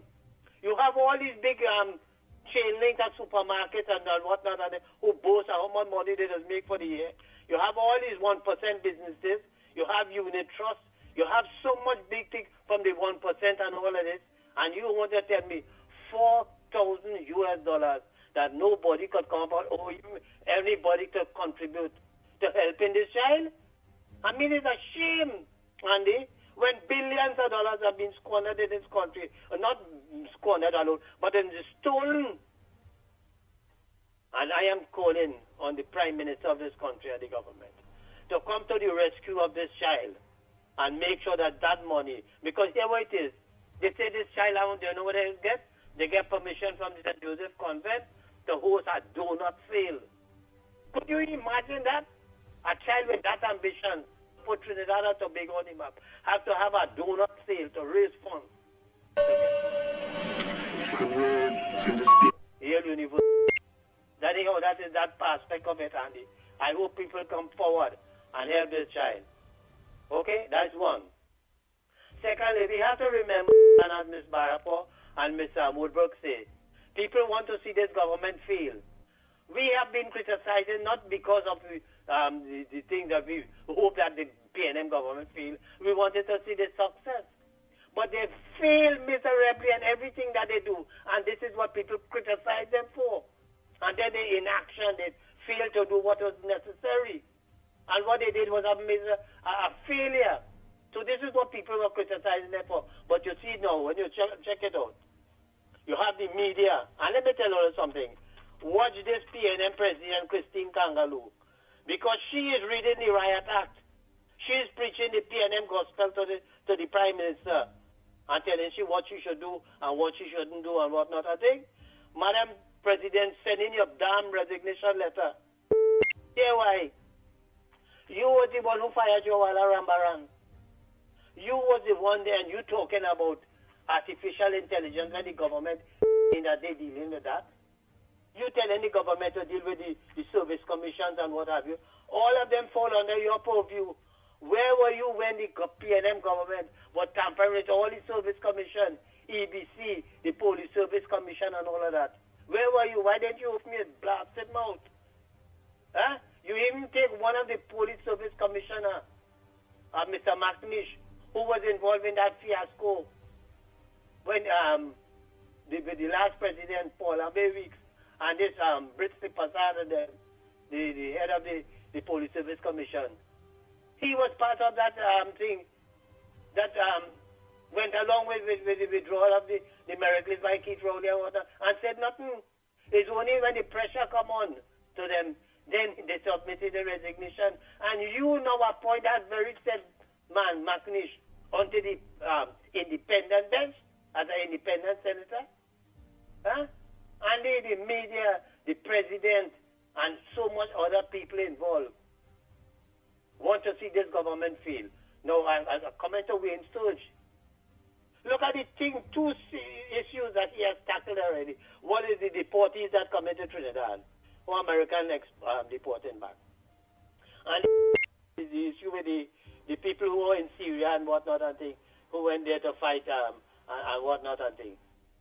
And he has dealt with it, and he's dealing with that. There are so much other matters on his plate as a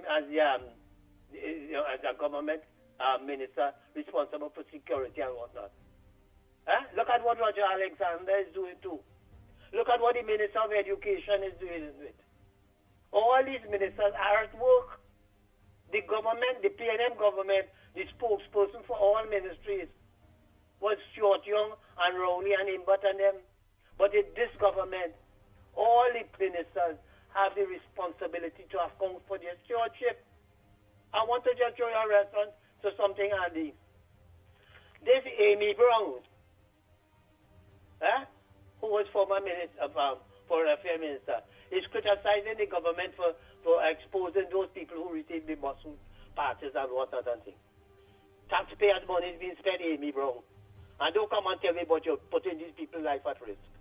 Because why? People could, victimize them and whatnot. You have to remember, under your government, Amy Brown, people were receiving, and then again, this next one, Alison West, talking about the contract that to the PNM people and the renters and whatnot of buildings and what have you were always there for public scrutiny and whatnot. You're lying. Only when the opposition and them raised concern, even had to file under the Freedom of Information to get more information of who getting who they're renting from and whatnot. You even have the Attorney General when the opposition was asking who are the lawyers that get in briefs and what have you. You fail to everything because you say what? You're putting their life at risk and whatnot. It was too much blasted secrecy, too much corruption. That all they didn't want a thing, and people were crying out for transparency and accountability. And this government is hell-bent, and as you read the riot act to her ministers, we are going to make everything transparent. We are going to lay all bills, all reports, everything into the parliament, of all commission of inquiry, everything. We are going to put it and lay it in parliament. We have nothing to hide. And this is what the people voted her for. But you see, you have to look at it objectively, Andy. The media, the president of this country, and all of them who are hell-bent on putting a spoke in the wheel of this government. And I am saying that all these government ministers, you have to ignore the media and them. That doesn't mean to say that if they ask you a certain question, you respond in a certain way. We're not doing like Rowley and them who abuse the media and whatnot. But we have to be very, very articulate when we're responding to the media because they will twist everything. They will twist everything to make it thing and to highlight it because remember the media is the 1% people who are the financiers of the PNM. You think Akai Samaru and them had to sing for their supper? Because it's Sabganem who controlling CNC3 and the Guardian. And them have to put things in a certain way to make this government look bad.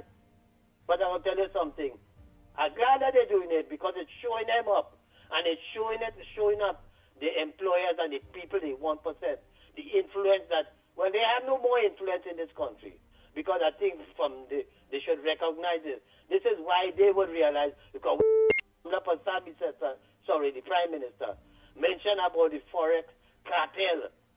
And this is no ordinary thing. And they realize that they will be squeezed. You see now they was running to Guyana to get foreign exchange and to do and pay bills and whatnot. I think the business sector, yeah.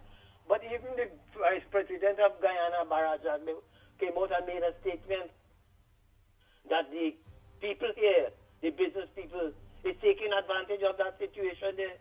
Because I think if I could remember, there was an article where they chasing was $4 billion, and with Trinidadians business people going there and looking for foreign exchange, it went up to $9 billion. This is not to put business investment to creating opportunities. These people are depositing these monies outside of Trinidad and Tobago. So it's really because the banking sector and all of them involved in this conspiracy, And I am calling. We want an immediate removal of the governor of the central bank in this country. Because these people are them, Andy. All of them is part of the whole PNM bacchanal and the mafia. And unless we don't deal with these things, Andy, this government is going nowhere.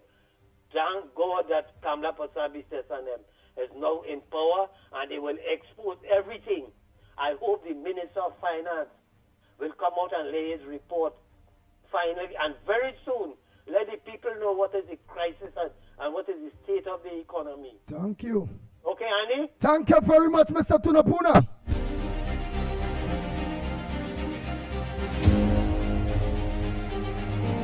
The Ground Report with Mikey K, Andy Williams, and Lennox Smith.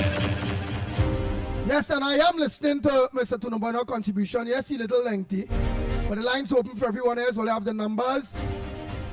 While you see my head down there on the phone there, blasting out the #1 program. Remember, we wasn't on yesterday, really. So blasting out to the over 15, 20,000 listed people to my phone on the ground report. I've listed for the ground report. Let them know how to link us, how to find us. And what we have to do, we have to do. Go ahead, caller. Good morning to you. Where are you calling from? And what's your contribution on the ground report? What's supposed to make news that not making news? This is Granny. Granny from Catariqua. I called to tell you, Lennox Smith and Mickie, also including TC and Heavy, all you, and Anil Robert has bring out everything too, for we elderly who doesn't know. God bless all you, God bless all you. I called to say that. And I called to send a message from Marsha Walker. Marsha Walker, what you really want to do before you do something to help the country to go good and help the country to go further for the youth. What you want to talk about my Prime Minister, Kamala Persad, you cannot put your ugly face in see dirty shoes. So stop all that nonsense you doing, Marsha Walker. Because when you was with the UNC, you wanted to take over the UNC party, but you cannot take over nothing. So all that nonsense, Marsha Walker. All the boys, God bless all you, and all you will keep good. Don't ever let them to that day. God bless all you save that country. All you save Granny. Granny, she want to dead because she feeling she could dead. Granny want to live now. Granny want to live to hear all the boys. God bless all you. Granny, enjoying the program.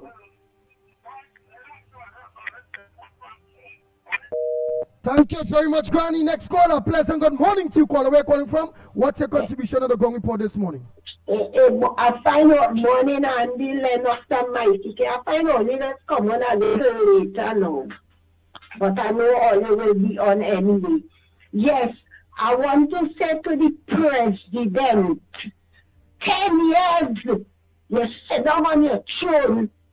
I never heard your voice, Miss Madam President, but all of a sudden now, you want to be in demand. You demanding and you want to make sure things happen. Well, let me tell you something. It's too late for that. We have a government, a new government. We have a princess. She's the queen of all, right? And she on top now. And you all have to understand that. She on top, don't make no demands, because when the ex-file was there 10 years, all you wasn't making no demands. And all of a sudden, all you want demands, and all you want to say, all you want that. No way. Take all your time, not because you're the president. Take your time. And I want to say, I want to enjoy Indian Arrival Day, right? And I'm looking for headpiece. I rock to wrap my head and I can't get. I can't get it no way. All you could remember before election, I used to be well properly.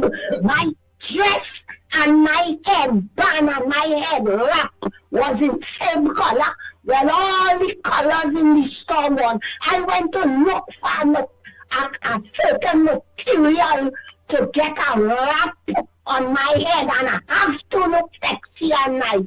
You know all one? You know why it gone?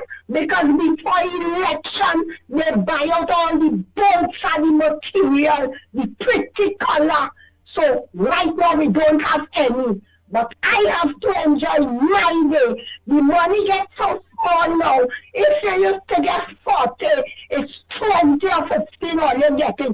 So I can't even buy a piece of wrap to wrap my head and look nice and sexy. Oh, God is a shame. But all you have to remain right where all you is. All you have to remain right there.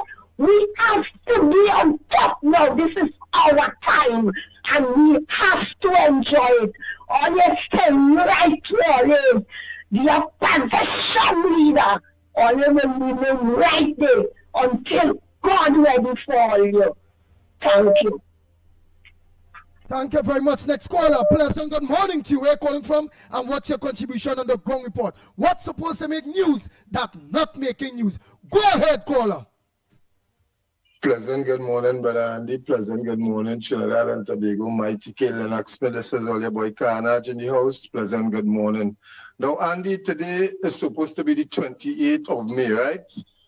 And as a result of that, is only approximately, let me say, 25 to 26 days ago, the election, well, a month ago, the election was won and a government has been changed. And right, since the government has gone into office, the finance minister and Ms. Kamala Persad-Bissassa, they were searching to see how much money it have in the country. And Trinidad and Tobago, if only have sense, Trinidad and Tobago, only see what the former administration did to this country where money is concerned, where it was using the people. Up to the last minute of the election, Trinidad and Tobago people was getting used. Just imagine the people of Diego Martin West, all who supported the PNM, for the PNM to stay into power.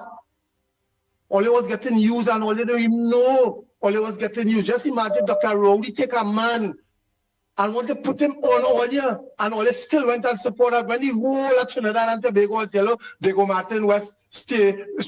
We supporting PNM. Wrong, all year, wrong. But the lady, which is Ms. Kamala Persad-Bissassa, she will see about that.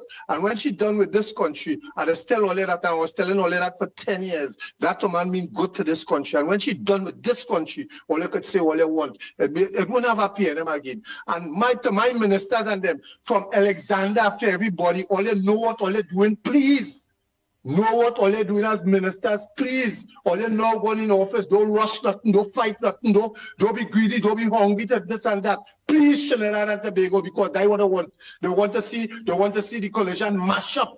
So don't let us be a repeat of 2010, please, because it started as the same thing. When 2010, when she won the election in 2010, the first thing that the man did was put on she boots and it had flooding in Diego Martin, if all you could remember. And she come out and she numbers and do all what she do. She take care of this country for 16 months. And the people at Trinidad and Tobago, because of Dr. Kid Rowley, say she steal the Indian and them thief. I will always tell all of that and always vote out that woman on the basis that she steal.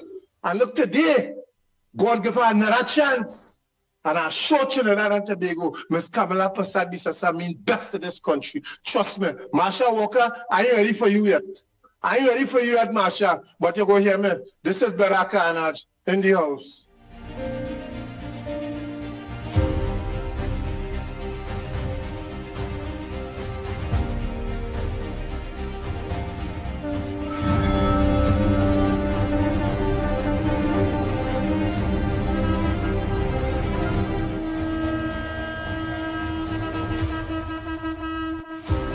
Ground Report with Mickie K, Andy Williams, and Lennox Smith. Go ahead, caller. Pleasant good morning to you. Welcome to the Ground Report, the #1 program in Trinidad and Tobago in the morning. What's your front burner? Where you calling from?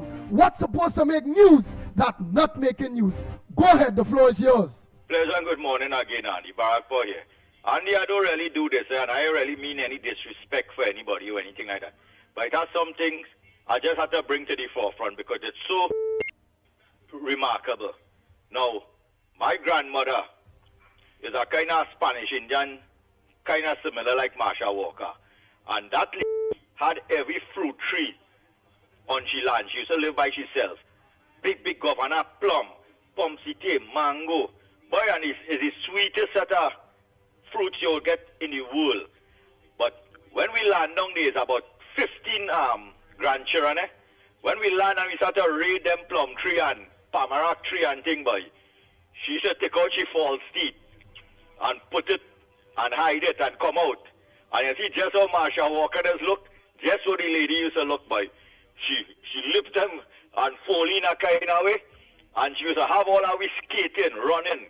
Man jumping down from tamarack tree, man jumping off a plum tree and busting it out of there. Because we feel what some bad spirit come now, because she used to come out with a kind of white dress take out she false teeth, and bought boo, and buy 15 grandchildren running through bush and getting scrape up and all kind of thing. And then when you see me come back up in front now, she go come back up and say, where all you was? You know, that kind of mentality. But you talk about Bacchanal, and from the time the first day I ever see Marsha Walker, I say, oh God, my grandmother live back by. I tell her that woman is spit with how she mouth has been, with all the false teeth, see where Marsha Walker. But it ain't no disrespect, just something I say, let me share. Have a good morning again, Andy. Take care later. Thank you very much, caller. Next caller, pleasant good morning to you. Where are you calling from? And what's your contribution on the #1 program, The Ground Report, this morning? Go ahead, caller. Good morning. I'm calling from Grandy. My contribution is what I didn't see it on news. What happened is that it's like that they found a snake in Parliament on the second floor. But my view say it is that snake was not a normal snake. It was a spirit sent from Tobago.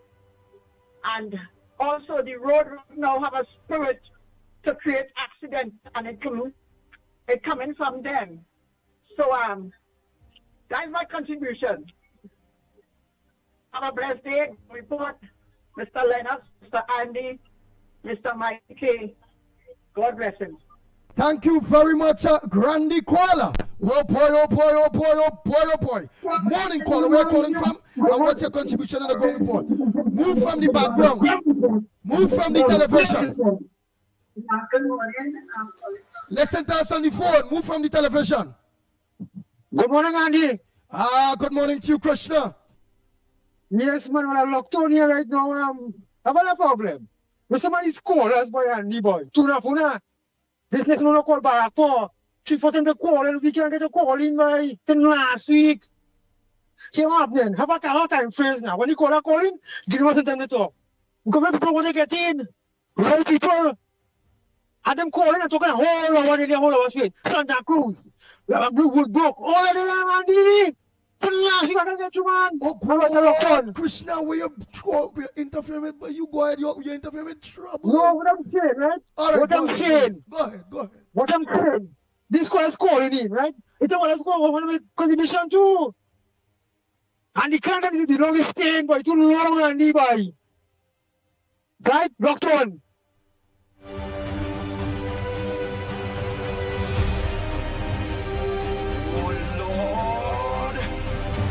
Bang, bang, bang.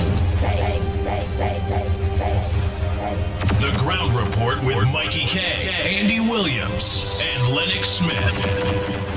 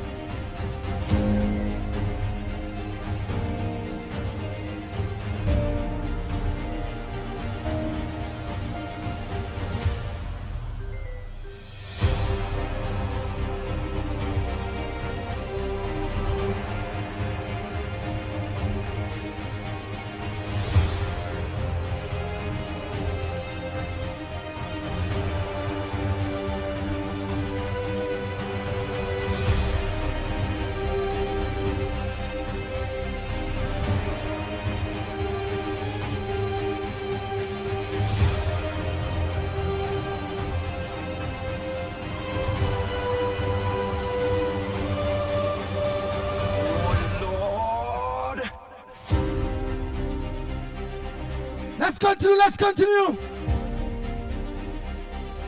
It is what it is.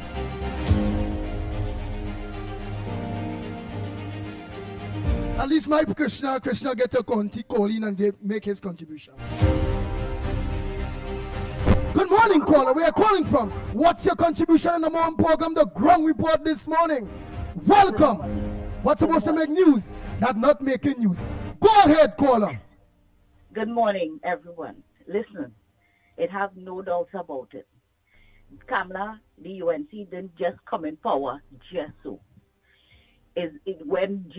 When God talk, no man back. Is God have them there. So who want to be relevant? Who want to say this? When God speak, no man back and say nothing. It's not them have the self-day. It's God day. So nobody can say nothing. They would not fail because it's God put them there. And I know the citizens of this country, just be praying for God to give them wisdom, understanding, and knowledge, and for Miss Kamala to be stronger and and to do what she has to do. Listen, her focus is to go through with all the campaign promises. That is her focus. All what she says she's going to do, that is her focus. So Marsha and whoever could say what they want. And when Marsha talking, it just goes to show what people have inside, is what they have inside of them, is the kind of mind they have, One of the reasons why PNM lost is because no transparency, no accountability. I said before, what you think Sanders back out from us for the previous time is because non-disclosure and all kind of foolishness that PNM wanted to not relate to the country, what going on, so they see in the bacchanal. But that is one of the reasons beside corruption. And Alison West had said, with the rentals, Ministry of Finance, the space some. That's why I don't have no lease. That is to tell you the corruption that was going on. So Colin Embert was paying who he want to pay rental fees, rental for services for rental, no lease. So Colin Embert was doing what he wants from the Ministry of Finance, because she say Ministry of Finance was paying somebody rental every month because it had no lease. What fool? You see how taxpayers' money, that is just a typical example how taxpayers' money used to be spending while no accountability, corruption, no transparency. If you have a house, Andy, won't you have a lease for your tenant? Won't you have a lease? And that would be little money, $3,000 or so. But this is hundreds of thousands of dollars and no lease for that. And the Ministry of Finance was just making check then, no lease.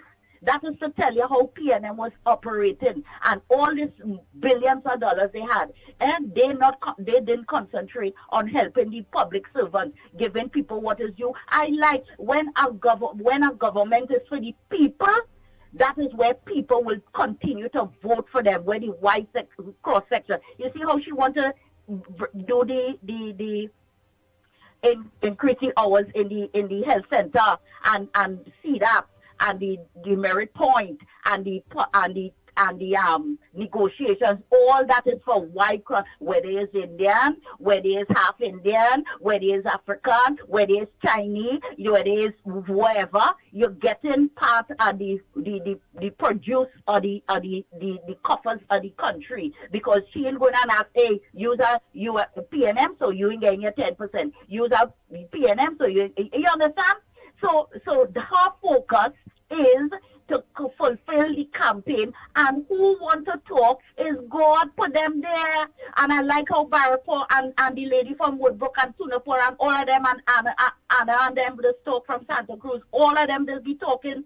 Don't care what people say, God put them there, so they're not going to fail. Is God put them there? They didn't put themselves there. Is God, and God is higher than any human being. So nobody back and say nothing. And God. Thank you very much, caller. Go ahead, caller. Good morning to you. Good morning, Andy. Good morning, Trinidad and Tobago. Good morning to everybody who's on your line. Andy, listen to this now. You see this fella called Krishna, I want to tell him something. You see Auntie Woodbrook? Leave Auntie Woodbrook alone for my peace. You see Auntie Santa Cruz, leave them alone for my peace. Because let me tell you something, Mr. Krishna. Where you was in any of the matches and then? You was there when he was getting thrown into buses and tear gas. You was tear gassing me. I never forget that fateful Sunday, you know. I never forget that, you know. Were you ever there in any of the matches? You understand? These people were there in sun and rain fighting to get rid of this wicked, evil, despicable PNM who mash up our whole entire country. And they come and have to come here now, right? And try to fix this country because why? Because PNM mash it up, right? But you complain about Mr. Tenapuna and Miss Woodbrook and all these people who fight for this country. Look, boy, just dress back. You understand? Take a rest. You understand? And leave us in peace if you can make a proper contribution, right? Stay home and behave yourself, right? God bless. Andy, you got the thing and played it? I just. I was waiting for you. All right, okay. Go ahead, caller. Morning to you. Good morning, Andy. Good morning, caller. Where are you calling from and what's your contribution? Trinidad and Tobago. I'm calling from Pity Valley. Go ahead, Miss Pity Valley. Andy, I want to tell Faris Harari. He playing smart with Chupanese, so he's trying to play smart with Chupanese. You see, he paid Tony how much money to get rid of 2 men, and he's free, so he feel he could talk Chupanese. Faris Harari is claiming that the property tax money that was collected, it went in the whatever fund. The consolidated fund, which it goes straight back to the government. The consolidated fund. The impression we all got is that money is going to be used to the regional corporations. So when Faris Harari went to tell me that, so when the money is going to be taken out of the consolidated fund to put in the regional corporations. But you see, during the election, I heard, I don't know if anybody else heard that money was taken from that regional corporation money and put into the CPEP. So they could hire more people. They was calling people and telling them the name sent down and the name going down. You understand? So let us wait and see when it is. Anyway, people are not going to pay their property tax again. And one more thing I want to say. People believe that this is the first time that was NAR proposal to take the money and give it to the regional corporations. And Cannon Valley say over his dead body. So it still come back today over the dead body. They're not giving regional corporations any money. Thank you very much. Thank you, caller. Oh boy, oh boy, oh boy. Next caller, good morning to you. We're calling from what's your contribution on the ground report this morning? Sunday morning, a pleasant good morning to everybody. I want to ask you the next question. He may have more ideas in this area. Seeing, I want to listen to me. I've seen that we have so many accusations or charges and everything against PNM people. For example, we have the Akil Chambers investigations, their names are called, like one. We have the Alwari case with the children. We have Stuart Young with his stepdaughter. We have email data and so many other things with evidence. My question is, why can these people be locked up? I just asked that question. And I want you to, somebody, let us answer me, please. Are we still there? Well, I will stay there, Lennox Smith. Why they can't be locked up? Just get here a short and sweet answer. Why they can't be locked up? Because there's something called due process. You have to investigate, you have to charge. Somebody has to superintend over that, and as a consequence, evidence has to be presented in the court, as you know, and of course you have to get lawyers, etc. So it will not be an immediate, as we would like. It will not be immediate. All right, let me ask this question. We have the investigation in the Akil Chambers. A matter has already. What about the inquiry into the completed inquiry into the divers? We have evidence. Why? Yeah, but again, process. There's due process. That is what is the humbug. All of us would. You may see a crime there, you know the guy, but you know you have to wait until the case call, and that would take a little time, and you have to get a lawyer in order to, of course, present the case. You have to get a magistrate to be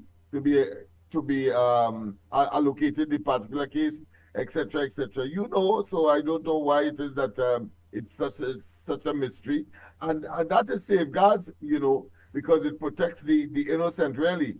Because, of course, there is a saying in the criminal law in particular that it's better if 90 persons who may be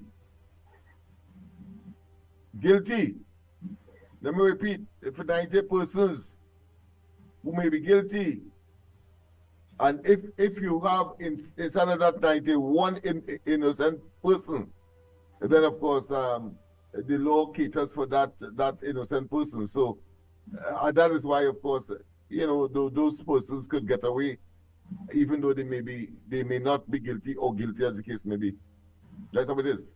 All right, I would like that investigation. Something must be done quickly, man. Too much of wickedness PNM do to people in this country. Too much.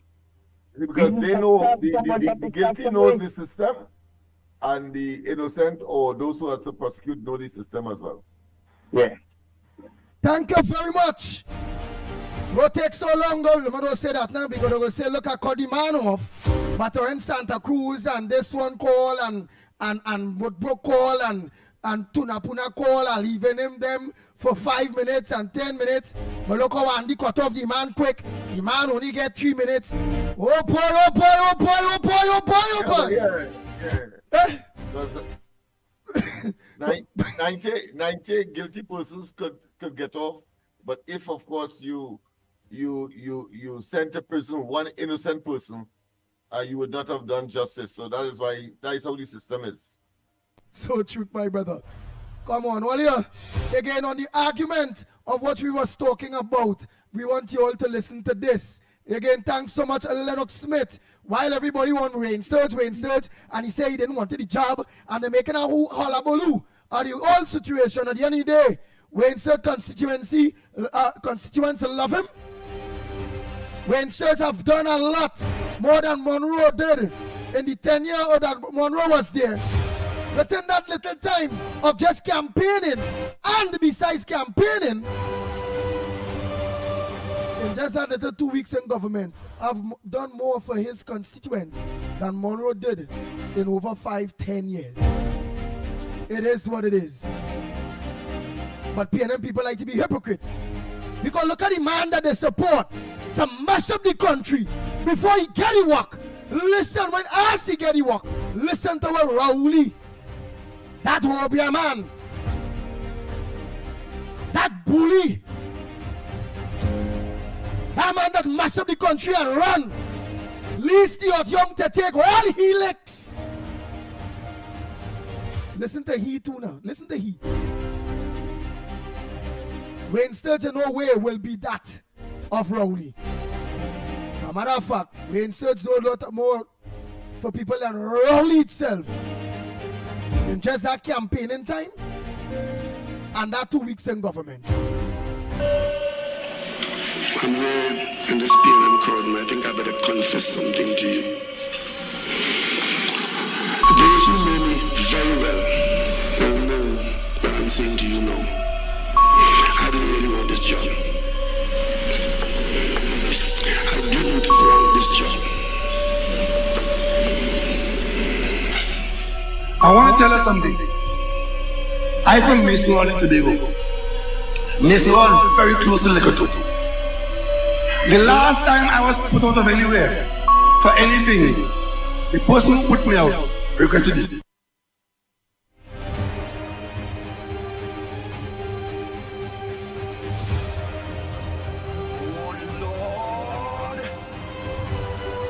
Bang, bang, bang, bang. You know what I think better than that? There it is, you have the man who didn't want the ministerial position. So if a man say that he didn't want to be a minister, but preferred to service his constituents. And the Prime Minister or the party under which he became the parliamentary representative, the leader of that party said, listen, I want you because of your expertise to be the Minister of Homeland Security or otherwise, the Minister of Defense. Then it will be uncommon for that person to refuse. But on the other hand, you have, of course, a man who said he didn't want to be Prime Minister per se, and ended up not only being a total and absolute hypocrite, because, of course, he wanted it so badly that he went likoto. He went likoto. So I don't know what those who are attempting to make a storm in a teacup would want to say about Rowley's position. And it's not only that. He lied about, of course. Hold on, Colin. He lied about property tax, say that he will never venture there because he loved his constituents so much that not only one of them could afford an additional $100. That was back in 2009, thereabout. And then, of course, he told us in the campaign of 2015 that, listen, I'm not going to interfere with, of course, subsidies that would, in fact, cause fuel prices and energy prices to rise and everything else under the sun in Trinidad and Tobago. So rest us, please.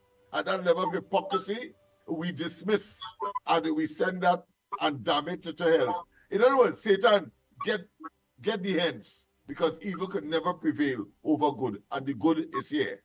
Go ahead, caller. Pleasant good morning to you. Good morning to the ground report. Mickie, Lennox, Andy, and all the listeners in Trinidad and Tobago. My comment is this morning, do not be concerned about the P&M callers that is calling and making all kind of noise. Normally your baby are dead at 6 feet. P&M is going to be buried for 18 feet, so it's going to take them a long time. So just let them go ahead and talk. They're going to stop talking soon. Thank you for calling. What part of outside you're calling us from? I'm calling from the state of Pennsylvania in America. All right, Pennsylvania, and don't forget all the Trinis, our locals you meet out there, make sure give them the link for the Ground Report, the #1 program, in order to keep in touch with what's going on in our country. You know me, and I share all the time, every morning. Nice. Thank you very much. Very good, very good. Oh boy, thank you so much, right. Pennsylvania.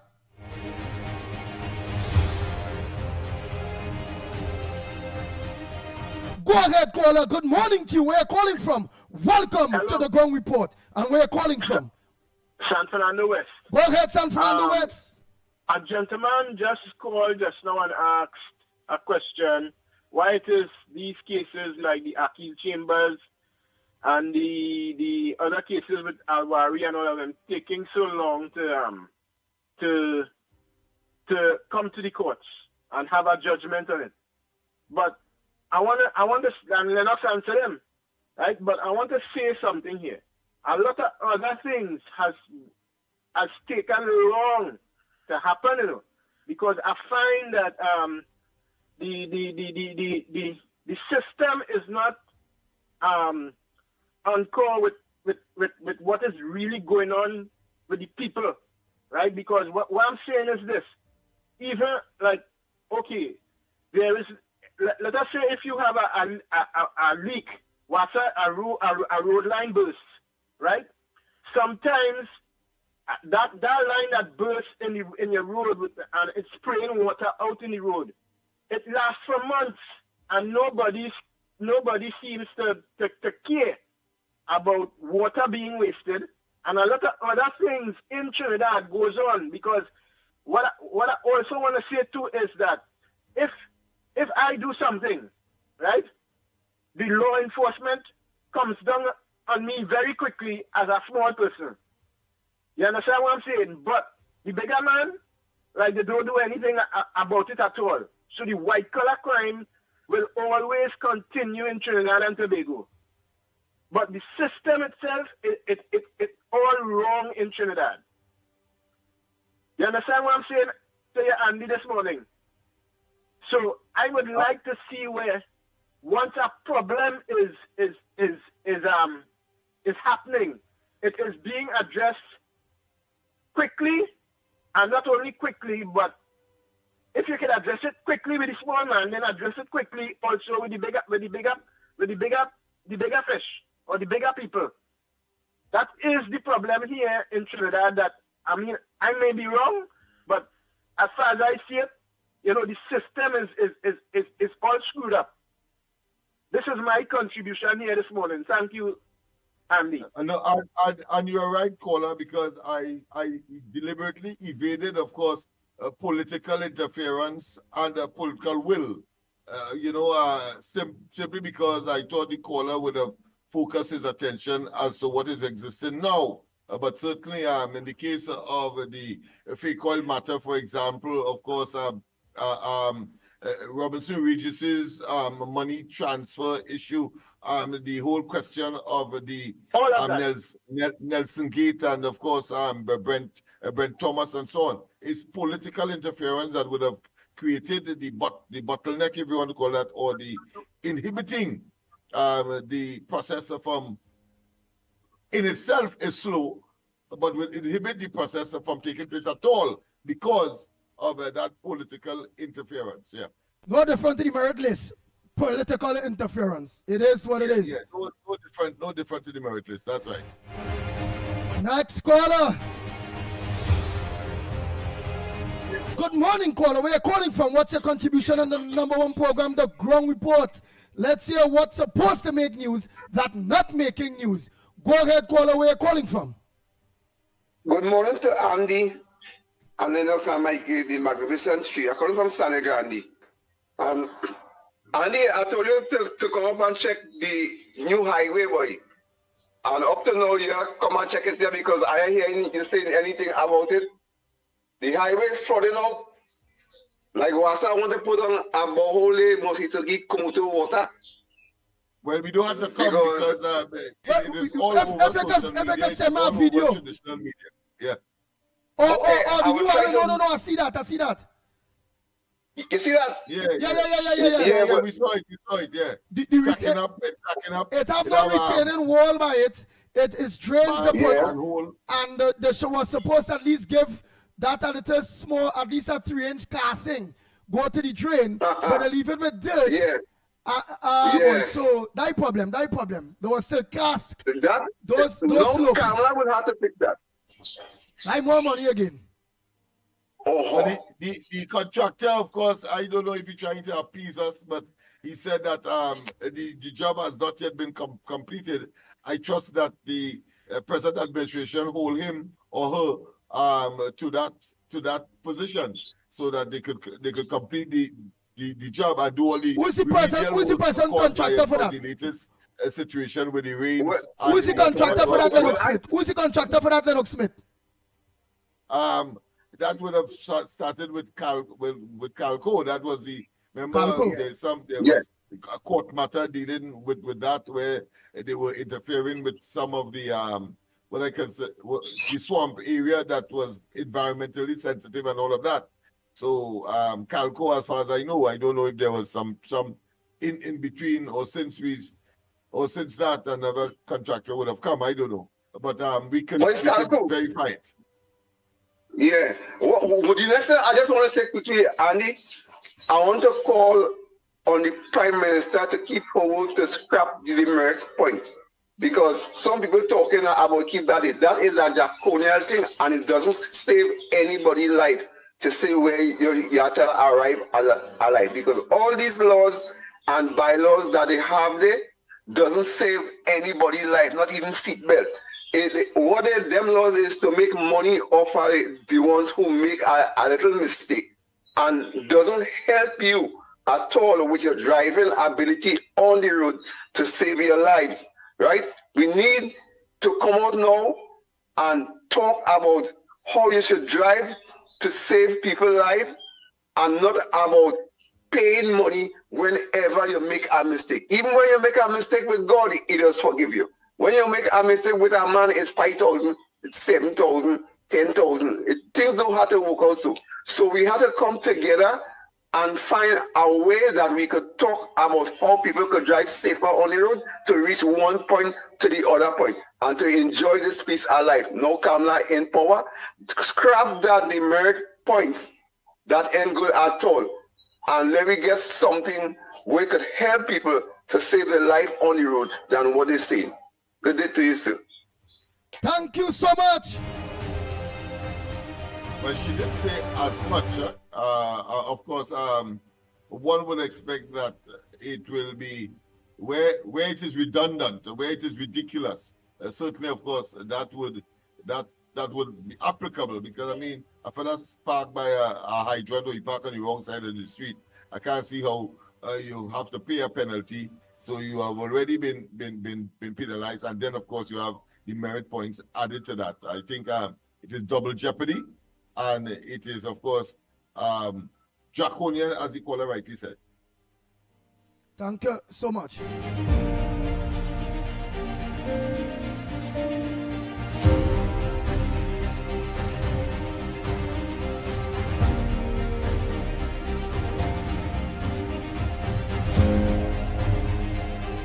Oh boy, oh boy, oh boy, oh boy, oh boy. Nice. All of it, so much of voice notes. Let me see. When I seen 3 voice notes, well, I'll just be playing one, eh? Hey, Andy, you know, although this thing about the acting famous thing, hear this now. You see the 2 police officers that are going to investigate that, it's them turn the whole damn thing around. And I think these 2 police officers who investigate that situation, they turned that whole thing. I don't want to call him, but these 2 police officers who lied when they went the first time, they didn't find the body. And then they got called to go back, and the body was in the pool. You understand?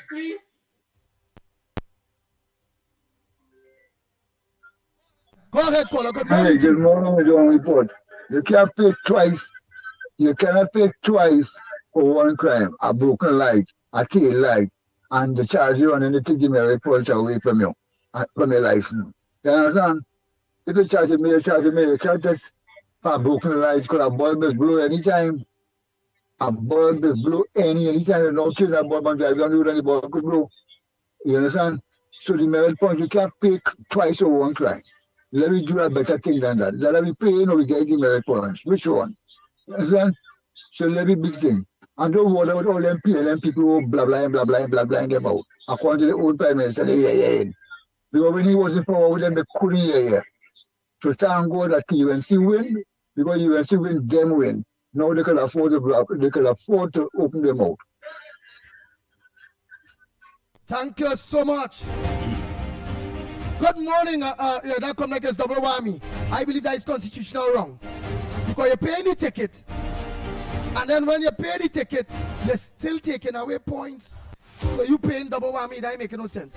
Right, we get a message here. Good morning, the Ground Report family. Valencia here. Yesterday I spoke to someone from Social Welfare Department.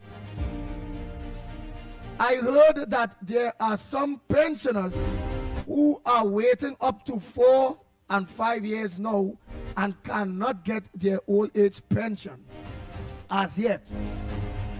What is going on in these offices? Any one of these people, it should be, every one of these people must be fired immediately. What is going on? We need our money. We depend on this to survive. But what the hell is this? This is total madness. This government needs to take swift action against these people in these offices. Who do they expect us as senior citizens? How, in fact, that's what you mean there. How they expect us as senior citizens to survive so long without our old age pension? These matters needs some urgent attention. Please, Andy, Please, the ground report. Valencia in the house. Advice, please. Thank you. We need advice. Lennox Smith, what would you say to that Valencia call and senior citizen? Because many people are feeling that brunch. Seniors in their hundreds and they need their money to survive. Go ahead, my brother. And that is a common call and cause. I've had quite a number of that kind of concern, but the only way to remedy that, we have, of course, to focus on these offices, the officers involved, get their names, and of course we can, of course, make a plea to them. I think they would prefer to act expeditiously rather than, of course, we calling their names and or the office on a regular basis to indicate their tardiness and the hardship that, of course, they are causing people, whether they are sensitive to it or not. I have always said that there are too many people in the Ministry of Social Development, for example, who see, of course, their work as an accountant. They just see numbers and not really people. And of course, this administration has demonstrated its people-centeredness. Of course, it's concerned for timely and real-time interventions. And therefore, we must speed up. Just as how they couldn't get water before on the top level in the apartments around East Port of Spain. Now they are getting, simply because our government has changed. I would expect that with these kinds of complaints and these kinds of exposure, that the authorities, other than that, of course, will do something, get it to the minister, and the minister will have to get involved. I have seen a number of situations where I wrote it to the minister. Who's the minister of social? When the officer will say, why you write to the officer? And of course, but at the end of the day, mission accomplished. The person who was seeking the service end up getting the service. So why couldn't you do it all the time? And that's the point I am making here. So we have to find ways and means of getting these civil servants to work. Oh my gosh. And then a very good one that we have to add to this, because we're not only going to deal with the ones in the office, because this is a message from Sharon Jogi. She's also saying, and when those officers visit the senior homes, they see big house and they reject them because they see big house, air conditioned, two kind house, and then understand that could be their children own. And it maybe don't have nothing to do with them. Hey, let me say a pleasant good morning to you. There was the unfortunate situation where a young lady was on welfare. One of the welfare officers saw her selling water. You remember that incident on Charlotte Street? And they promptly, of course, took the woman off the system. Well, of course, my common sense would tell me selling water, what kind of return that could make to, but what you're doing really is complementing that which you are getting, because that which you are getting really and truly from the social welfare people cannot cover all your needs for one individual, far less for a whole family. So that's why I talk about the people in the system who are supposed to administer it, because they are really, of course, officers of administrative justice, and therefore that level of insensitivity and that level of not empathizing, I think these people need to be more trained, and they must be much more, of course, concerning themselves with the realities of the present times and the little kakada that they are giving, believing that somehow people can live off of that in perpetuity. That's a piece of madness logic. Nice. Before I introduce our co-host, our boy, the Mickie K himself, I must say congratulations to that interview that you and the Scrap Iron Dealers Association. I mean, we are already seeing the minister who are in charge of that, giving that type of hope in order for these hundreds of people and scrapyards to start back up. Congratulations on that. And again, Mickie, good morning to you.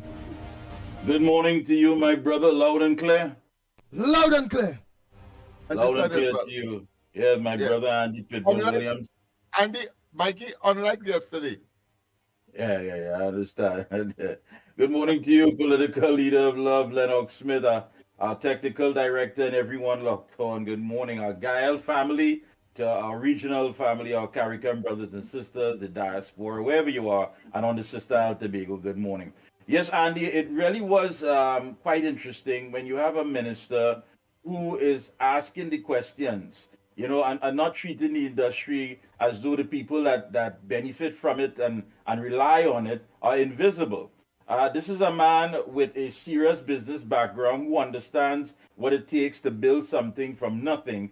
And he was putting out some questions there, gentlemen. He said, but listen, why? I'm looking at a decrease here in this business when it was doing so much. And it wasn't a matter of you having to go and look for foreign exchange and purchase anything. These are assets sitting here, just basically rusting away, and you found a way to take that and monetize it. He said, then why is there so much a bottleneck? Why is there so much bureaucracy? Why is there so much red tape? When in fact that when you look at the logistics of it, you just simply have to put things in place to assist this, and this will go off on its own, feeding people. He was quite surprised, as a matter of fact, that you have an industry which is rare in Trinidad and Tobago, begging, literally pleading for some oversight, to have some regulatory board put in place to look at making sure the policies are there and not just putting it in black and white, but making sure that it is enforced. That is very rare in this country, saying, listen, come in, the doors are wide open, and start to regularize this thing and put things in place so that we can be law-abiding citizens who are partaking in this industry to benefit so many people. So I have to say hats off to the Trade Minister and Minister, of course, and the Parliamentary Secretary, Mr. Dr. Neil Gosain, for doing such, good work yesterday by listening and he ready to put in place and to implement those low-hanging fruits that can be there to benefit the industry. So I must say, what a great choice that Kamla Prasad Bisesa has done by choosing Minister Maraj. Good job. Nice. The lines are open. What's on your front burner, Trinidad and Tobago? What's supposed to make news? Not making news, but go ahead, Here's what's interesting, gentlemen. The Minister of Rural Development and Local Government, the Honorable Khadija Amin, has been touring corporations and what have you. And she went to Diego Martin and Port of Spain and other areas. And she said that the discussions focus on working conditions, staffing shortages, and the need for urgent upgrades to facilities used by municipal officers. Minister Amin emphasized that while requests for new infrastructure, such as police stations and city halls, are valid, municipal corporations must also play an active role in identifying, planning, and funding these projects. She stressed that collaboration is key to ensuring sustainable development and improve public service delivery. So it begs the question once again, what was Faris Alwari doing in that position as the Minister of Rural Development and Local Government? What was he doing? So many things. I mean, you have a minister now who is going out there and ensuring that when it comes to the whole flooding issue, that we don't hear the excuses that the tractor or whatever can't move because there's no diesel, the corporation has no money to buy fuel, or the fact that instead of you getting 10 sandbags, you could only get one and see how best you could make up one on your own, deliberately being under-resourced. And it was happening basically, yes, it seemed as though across the board, but there was some geographical discrimination as well.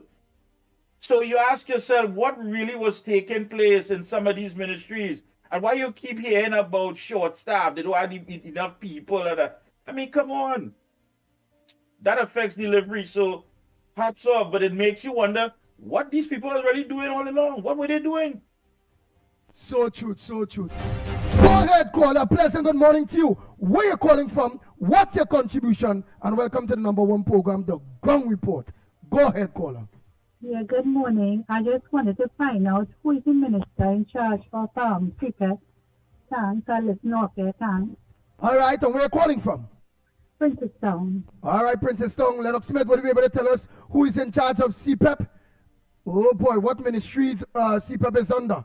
Unmute the phone. You gotta Unmute. put your mic on. Put your mic on there, no? Sorry. It's struggling two ministries, but the substantive one, I understand it to be, of course, the Ministry of Public Utilities. So that's under Padera. Mr. Barry Padera there. Okay, Mr. Barry Padera. And if I'm not mistaken, well, I can say clearly, because I did interview her on Sunday, that the URP, the Unemployment Relief Program, is under the line minister, which is Khadija Amin. Oh boy. Very good, very good. Hard working woman, man. Hard working woman. Oh boy, let's play some voice notes. As the call's not coming in, let's play some voice notes here. Yes, it have a lot. The man, the person who called in yesterday with the voice report about the pension. What about the NIS? People waiting long to get the NIS. You understand? I don't know, they cannot get it. Very same thing. The government had to look into that NIS thing too and get rid of these people and put people who could work. You understand? Better put the NIS people to the NIS people to.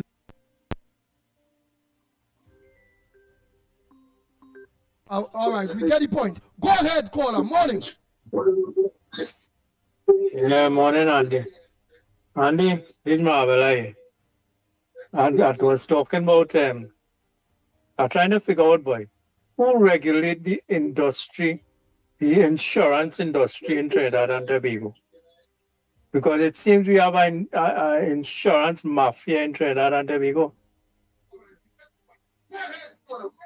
So truth, caller. So truth. So your point is, you would like to know, Lennox Smith, hold on. Who ministry does the regulations of insurance, or what that comes under? Ombudsman or anything? Lennox Smith. Because we had to go after them insurance too, the banks, them insurance companies, all them mafias, them that just advantaging we, boy.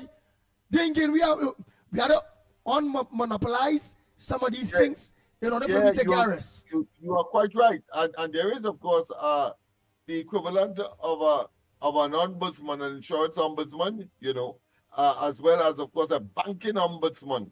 But yet still, we have these unscrupulous people exploiting, of course, and because people are tied by law. They are entrapped. They exploit, but do not, of course, if the risk for which you are insured materializes, because, insurance is about pooling of resources, and if the risks occur, the one person, of course, who would have been subjected to that would get the benefit. So they are assuming that nobody will get that risk or will be subjected to the risk that they insure, so that they never have to pay out any money. But when they have to pay out money, it's a serious problem. So I agree with the caller that there is a need to look at that. There's a need to look at national insurance as well. There's a need to look at the social welfare, and especially, of course, people who would have lived all their lives committed to Trinidad and Tobago. It is assumed in the early days, and now to get a little pension, they have to move the stone and gravel and sand and all kind of thing in order, of course, to get that assistance. All right. So here it is to all your various ombudsmen, or ombudswoman, however you go about ombudsmen, for those various wicked industries that you all supposed to be the eyes for the people of Trinidad and Tobago. We sending the ground reporter sending a message to you.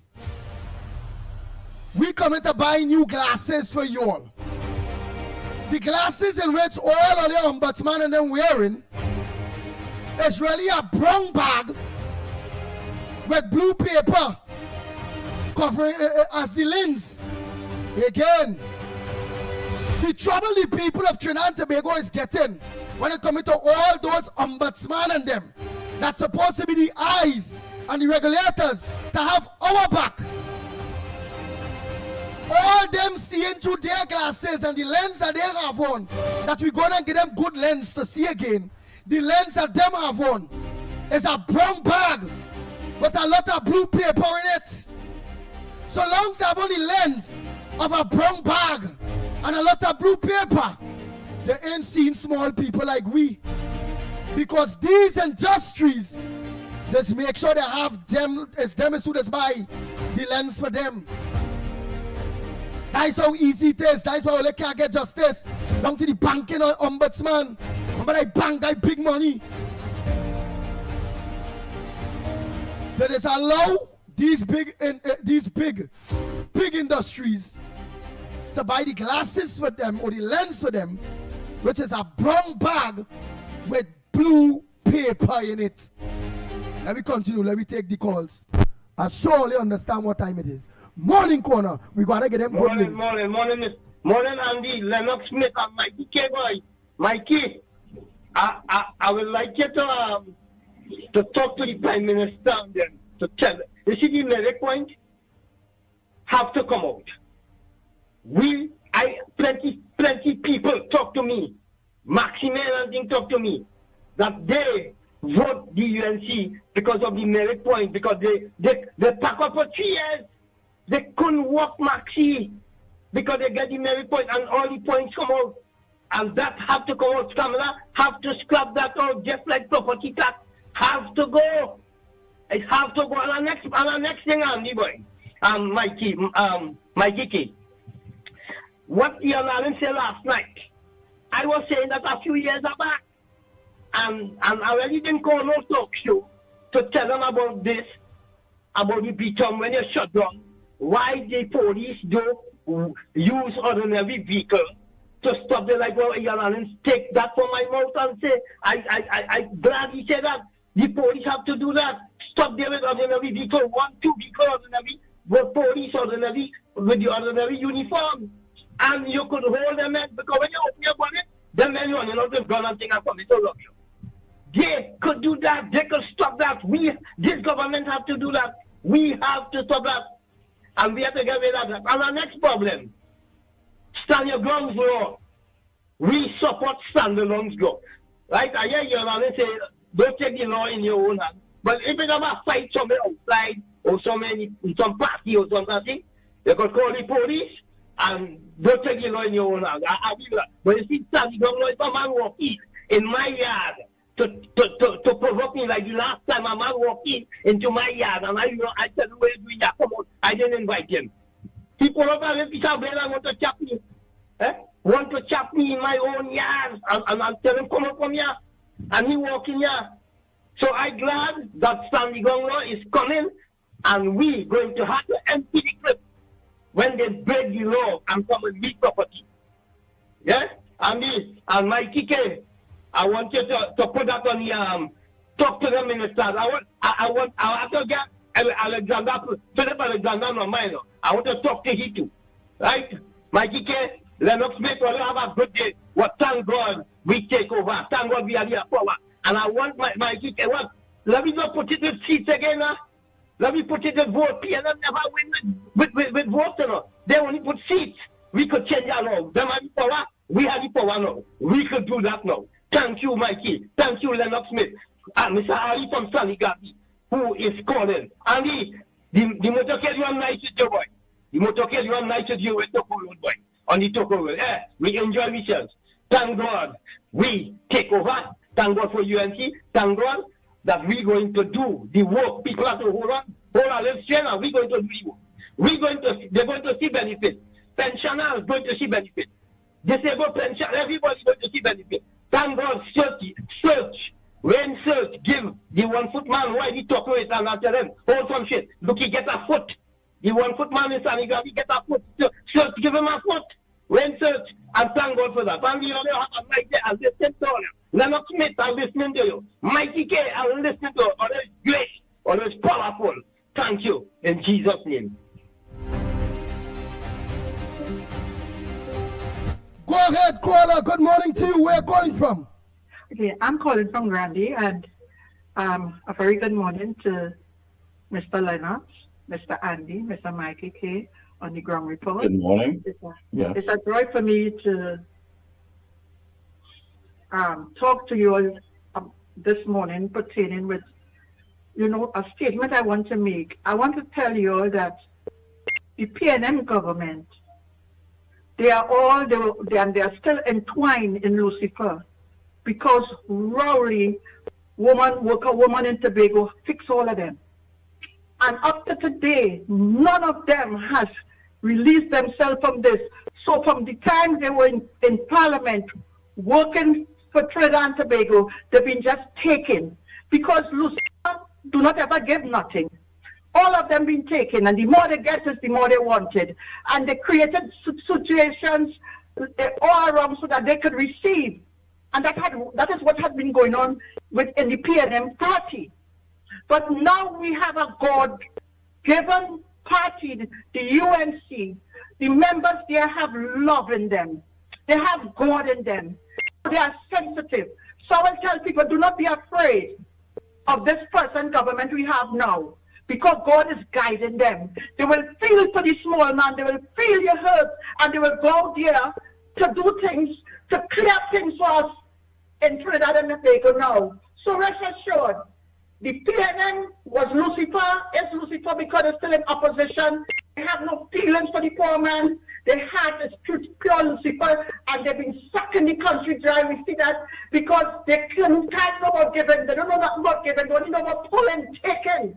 And today is a happy time for us of Trinidad and Tobago because we have a government that God is guiding. As our Prime Minister said, God is in front and she's following behind. So it's joy today for us. This is my report. This is my contribution, and you all have a God-filled day. God in control. Thank you so much. Some people are also saying, thank you. The ground report, it have people that living in America collecting NIS pension and never work a day in Trinidad. Oh boy, oh boy. That's what some people are saying. Very interesting. Very interesting. Yeah. Wow. And somebody asks, Andy, we break it down. What do you mean by ombudsman and them in the various industries that's supposed to be protecting us, such as insurance or the banking ombudsman or the... All right, what I mean, that's just my opinion. I believe that these big companies somehow are giving gifts to these ombuds people to ignore seeing about us and representing us. Those gifts, I believe, they're getting money. I believe they're taking bribe. Again, I don't have no evidence of that. I am not saying die so it go, but something ought to be wrong that the banking ombudsman or the insurance ombudsman or all these various ombuds people that's supposed to be standing up on the defending we the poor people, seeing what's going on, their own family members going through the same thing, and yet still this madness going on. I hope I say the right way. Lennox Smith. I concur, Andy, because that's the logical conclusion one has to draw. That these regulatory officers, those who are supposed to see that justice take place, that the playing field is equitable or level, and that the service, most importantly, is delivered to the people, appear to be falling down. The Securities Exchange Commission, which acts as a kind of ombudsman as well, dealing, of course, with fair play in business. We have seen monopolies being of course pursued. We are seeing like for instance the pharmaceutical industry. You see businesses amalgamating and becoming giant, of course, procurers and deliverers of drugs, for example. I talk about for medical purposes. Yeah. That recently happened, and that came under the what I consider be the supposed to be watchful eyes of the Security Exchange Commission, that sees, of course, one company buying up other companies in order to eventually get a monopoly, and that is not good for any economy. Competition must be a very important component to reduce price and give value for money, and people, of course, making certain that they can live the best in their society or in their community. And when that is not happening, and these institutions are dysfunctional, then of course you have the elements of a failed state being unfolded right before our very eyes, and that cannot allow to happen. Wow. So when you're dealing to the monopoly like the pharmaceutical industry and all those big companies that buy out companies in order to have a monopoly, you say who is the people that's supposed to be in charge to make sure things like that ain't gone? the Securities Exchange Commission in this particular case. Well, that is means supposed in to my have a book, and there's a Fair Trade Commission well, as well. Fair Trade All Commission of that too. I praise, but same as No, you're right. You're right. Go ahead, Mikey. Go ahead, because you used to be talking about this. Go ahead. Go ahead, caller. No, Mikey, you go ahead. You used to be talking about this. About the fair trade. And that's why we have one pharmaceutical company that is, importing all the pharmaceuticals, and that's a fact. And these companies have bought out other companies and have monopolized everything, and people stood by. That same Fair Trade Commission just sat by and did absolutely nothing. And that's right.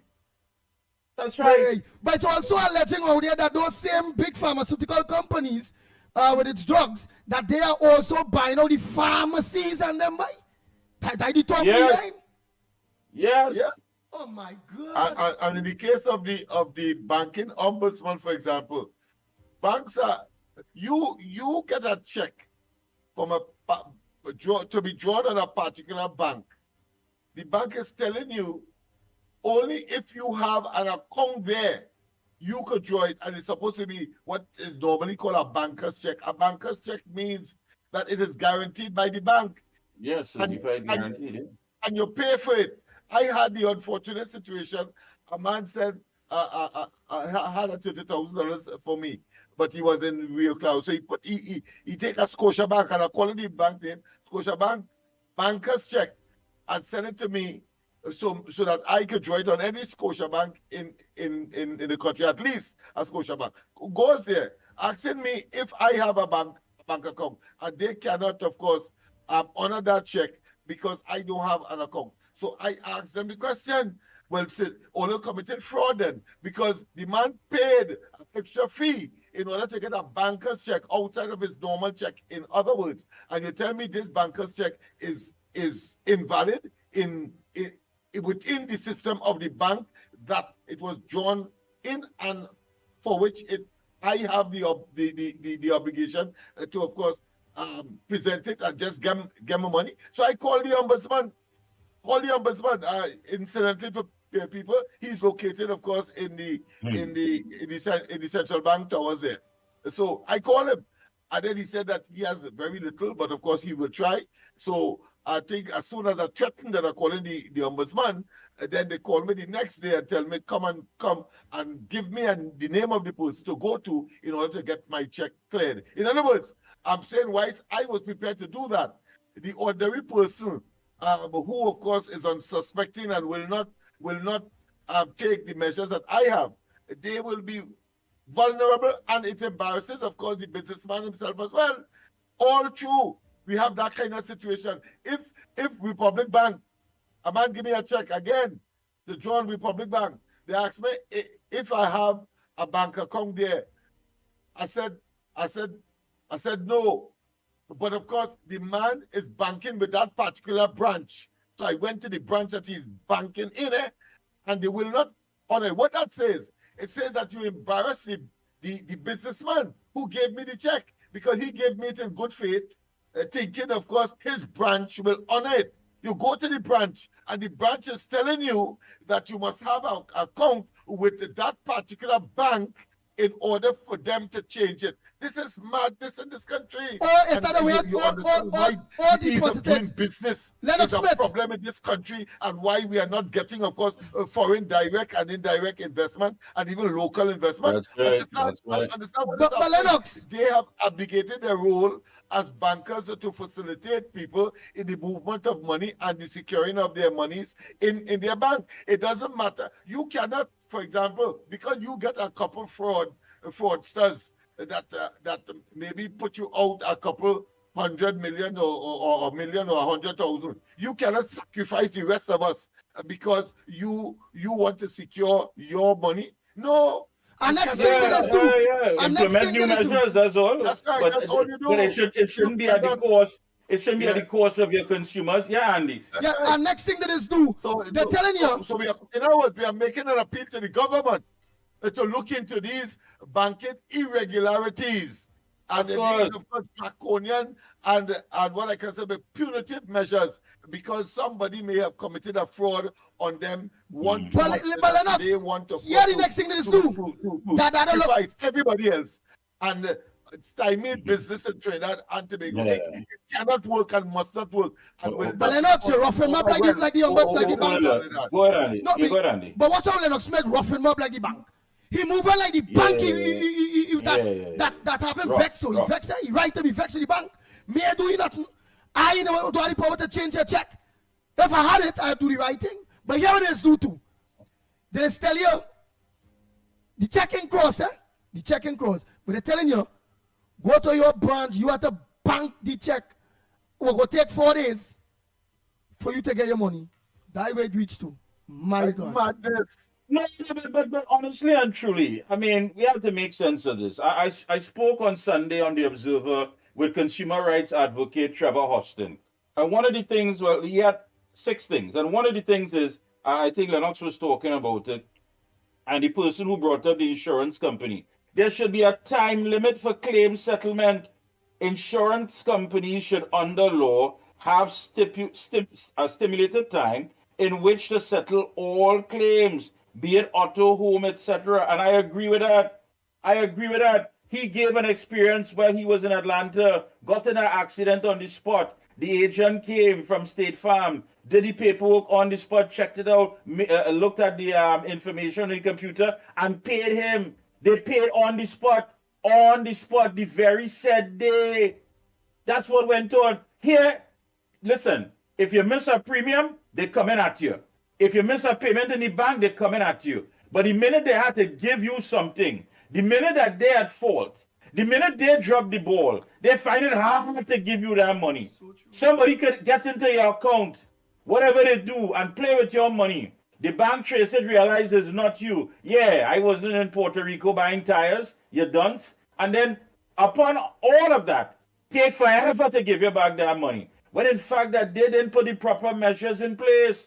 Remember, our banks recorded some ridiculous profits in the heights of a pandemic. Can you imagine that madness? Did not see it fit to really attack to them. In Barbados, the Prime Minister, they ready to attack to them, they confirm. But with respect, of course, to the insurance, remember, you are obligated by law to make sure that their coffers are full, you know. Because when you cannot drive a car on the road without insurance, you know. So that's by law. So therefore, every insurance company in this country would be awash with money because you are obligated by law. You are tied in. You are entrapped. You cannot operate without it. The police will come down on you and so on if they catch you, etc. And yet still, when coming out now to an accident and you are right and the insurance company, your insurance company is now obligated. It's like pulling tooth from a baby to get of course. Everything is always about them. Everything is always about them and benefiting them. They want to make sure they cut expenditures by building banks or renting the space. They want you online. They want everybody to be online because it costs them less. All of a sudden, you're going to the bank, and it seems like the security guard is the one there who has to deal with customer service. I don't want to talk to the security guard. I didn't go to the counter and give him my money. What transaction? He asking you, what is you come to do today? What I come to do today is none of your damn business. You guard the door. What you asking me? I want to talk to somebody who work here. All of a sudden, the security guard is the one who seems to be processed. They go in the back. You want to go? What the hell you going in the back for? I didn't come to you. And all of this madness, they have a new system now. Some banks you go in, you pick a number. Listen, man, regardless of what, listen, you're spending the same amount of time. And let me call name Scotia. If you go in Scotia and it only have one person in front of you, for some reason you're still spending an hour in there. I don't understand that. No, it's pick a number. That was supposed to improve service. The line up. Because go and take a seat, etc., etc. But it's the same length of time you're spending under normal circumstance. I mean, it is ridiculous. Because everything is coded now, right? You will get this number based on the transaction that you put in the machine. You will get this number based on so and so. And you have some people that call him. I hear since 10 o'clock is now going on to after 1. Well, something got to be wrong. And you're making noise. You have to tell them. They give you a number, just put you to sit down like if it's bingo. And you're supposed to take that. What's going on with these banks? This is madness. And we need to deal with it. It is unfair. The next thing, as we're talking about that, MoneyGram and Western Union them outside people and them, nobody don't ask them. All them have to give is your name, the person name, or phone number, or however. They send the thing. They send something for you. When you go by these places, are you related to any politician? I say, what? Yeah, I thought that was somewhere. What is that person relationship with you? Family? Yeah. What the money is for? Mind your goddamn business. We're asking them a business for. Right. That's right. But if you tell them, if you really tell them, Mr. Kerr, what is the money about? Well, listen, we were looking to have a P. Diddy freak off, and they send me the money in advance so I could set up the road. Right? That's to buy baby oil. You're so damn fast. We're having a P. Diddy freak off, and it's my job to set up the room. So they send me the money in advance. I had to go and buy Astroglide. I had to buy baby oil. What else you want to damn know? All that is simple. The people sent you a reference number. Not Tom, Dick, or Harry could just walk you with that reference number just so. That's why you set up the reference number to begin with. So by the time they tell you, well, M-O-X, you know what, and your name? All right, cool. I give the people the money. What you want the money is there. The money is there. You receive the people money. That's right.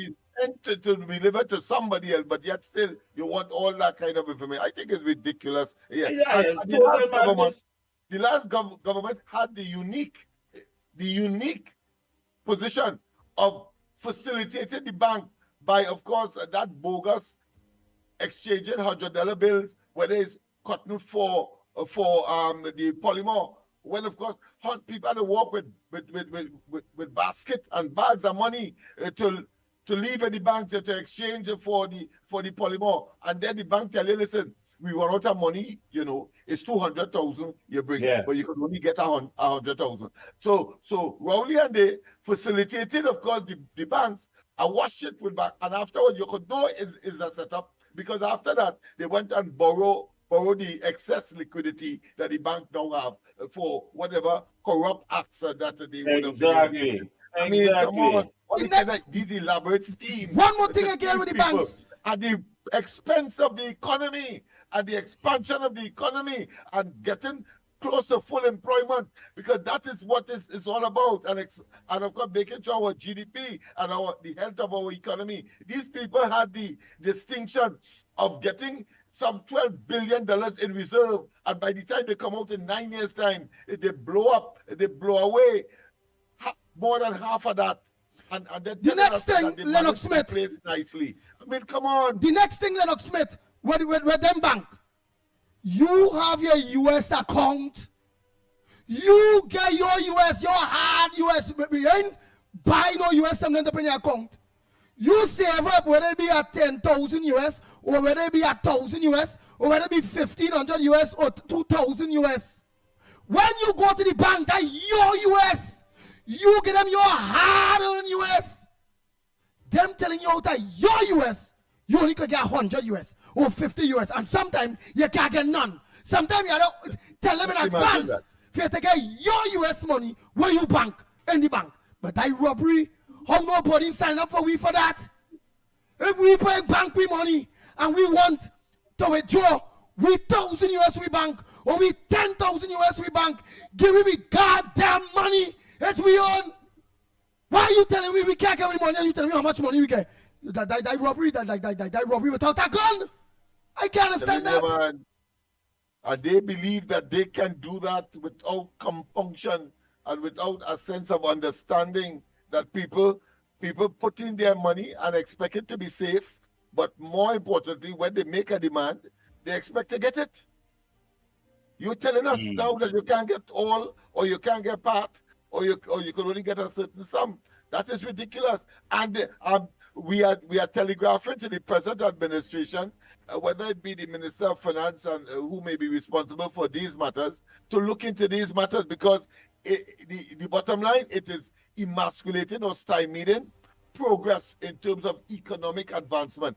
People who want to invest, whether directly or indirectly from abroad, will not come in such an environment to invest. We have seen that happen under the PNM.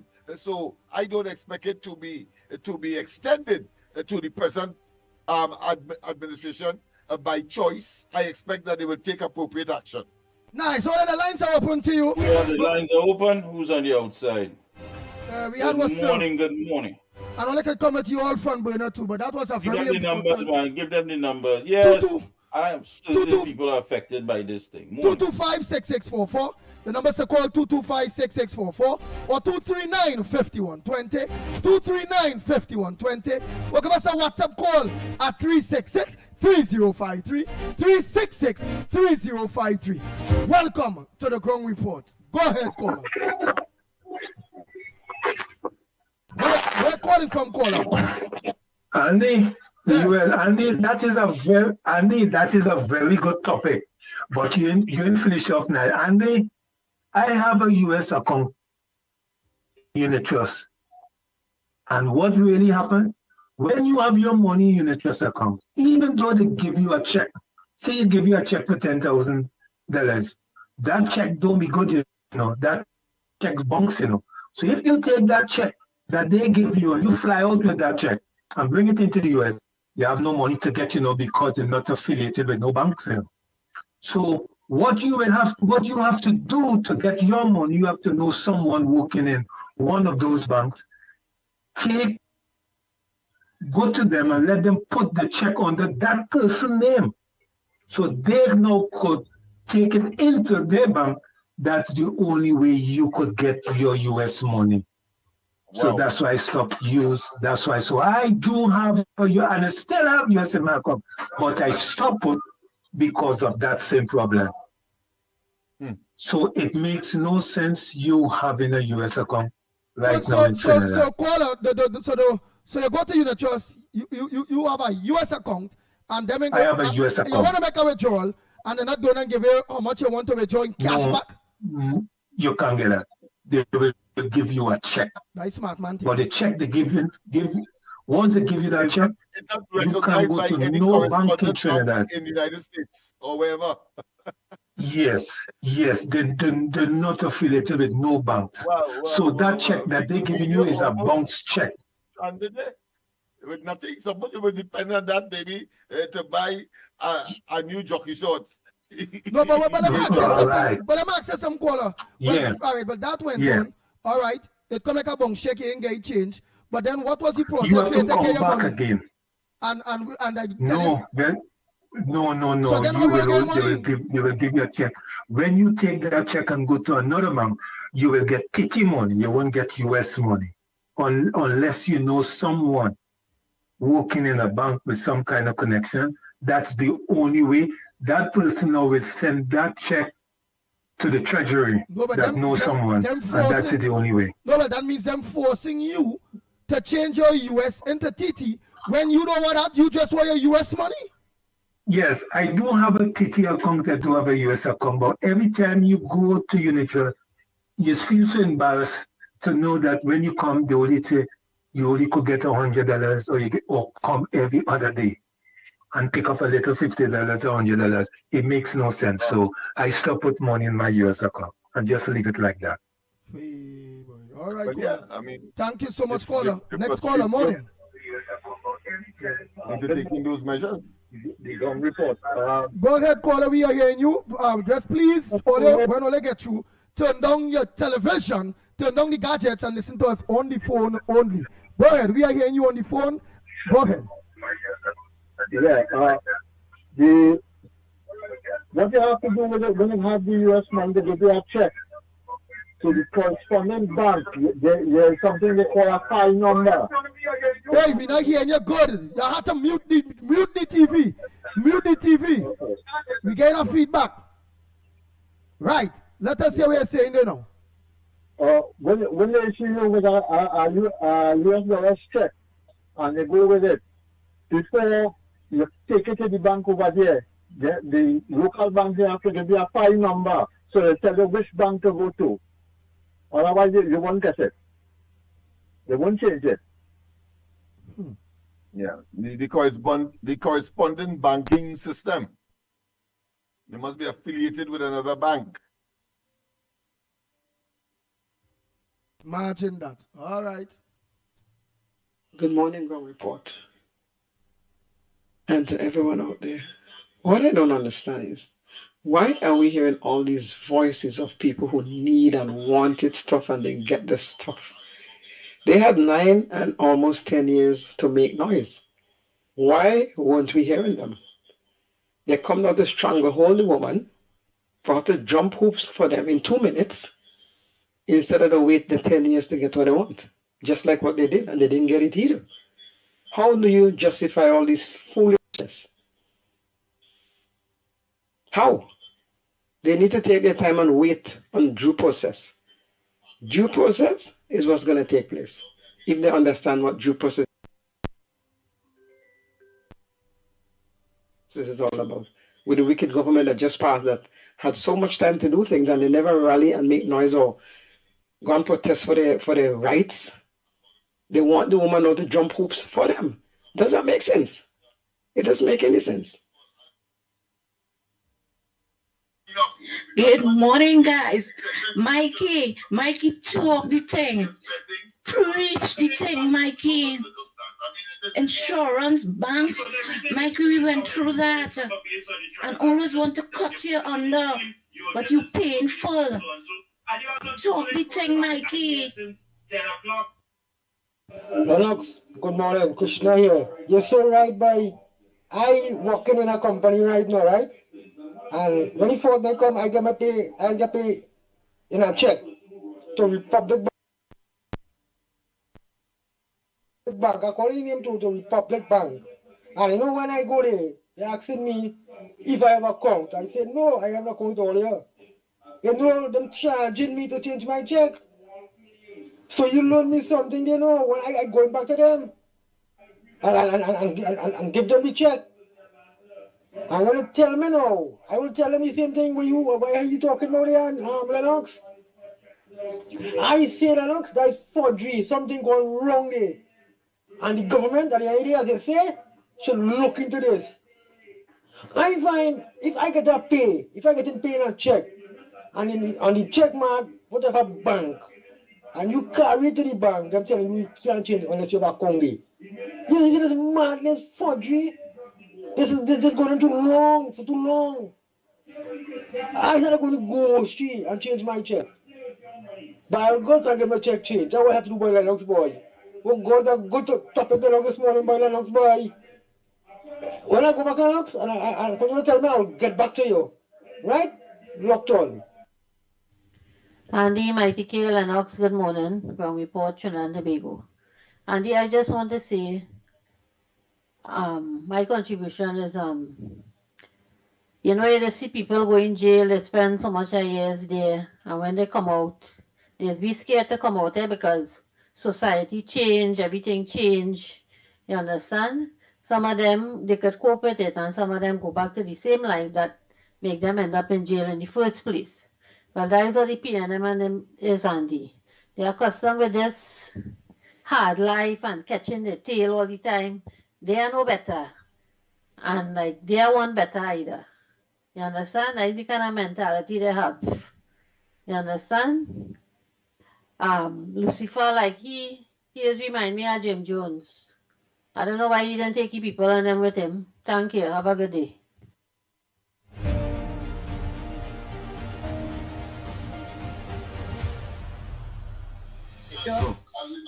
Good morning, Andy. I'm sending this message on for you because there's the same thing going on in the bank. It's the same thing going on in NIS. I went into NIS on the 25th of March, and they tell me how They gave me quite in October to bring in back my retire form.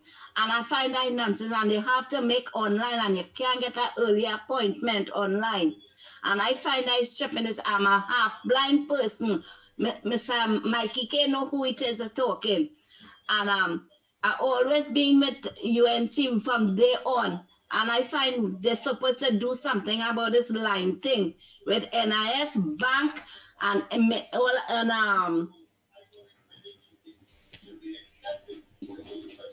other places. This online thing, they're supposed to stop it now. Because I find they're going too far with this. I can't take a number when I go there, because I have to press in some machine to get a number.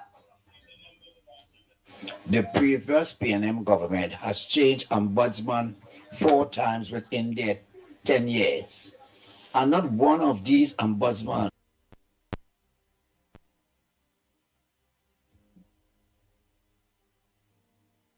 Listen, I want to hear that. And not one of these ombudsman. The previous PNM. Good morning to the ground report. Good morning, Andy. Andy, I want to ask a question. What really is the purpose of the Ombudsman Office of Trinidad and Tobago?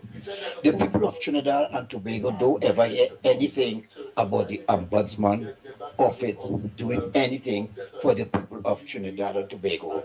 Why this present government don't abandon this office and make the Ombudsman Office part of the Ministry of Justice? Only then and there you would hear what the Ombudsman Office is doing for the people. People have been making reports to the Ombudsman Office for help, and the Ombudsman Office doesn't even reply to them and tell them what's happening with the matter. The Ombudsman Office is a waste, Andy. It's a waste of public funds. It's a waste of everything. I think that office should be abandoned, and the Ministry of Justice, which is now being implemented under this new government, should be placed there. The PNM government has changed ombudsman 4 times within their 10 years. And not one of these ombudsmen has ever did anything for the people of Trinidad and Tobago. This ombudsman office that operates right now in the Twin Towers are a waste of time. They are doing nothing for the people. This ombudsman office should be abandoned, and the Ministry of Justice should now take over the work of the Ombudsman Office of Trinidad and Tobago. Hi Andy, good morning. Kumote here. Andy, when we're talking about justice and the law in the country years now, Andy, the police is a part of the justice system. The Chief Justice, the judges, magistrate, the what they call them, these ones give the bail, the JPs and them. And this Chief Justice, everything's screwed down in the justice system, and it starts from the head, you know. We had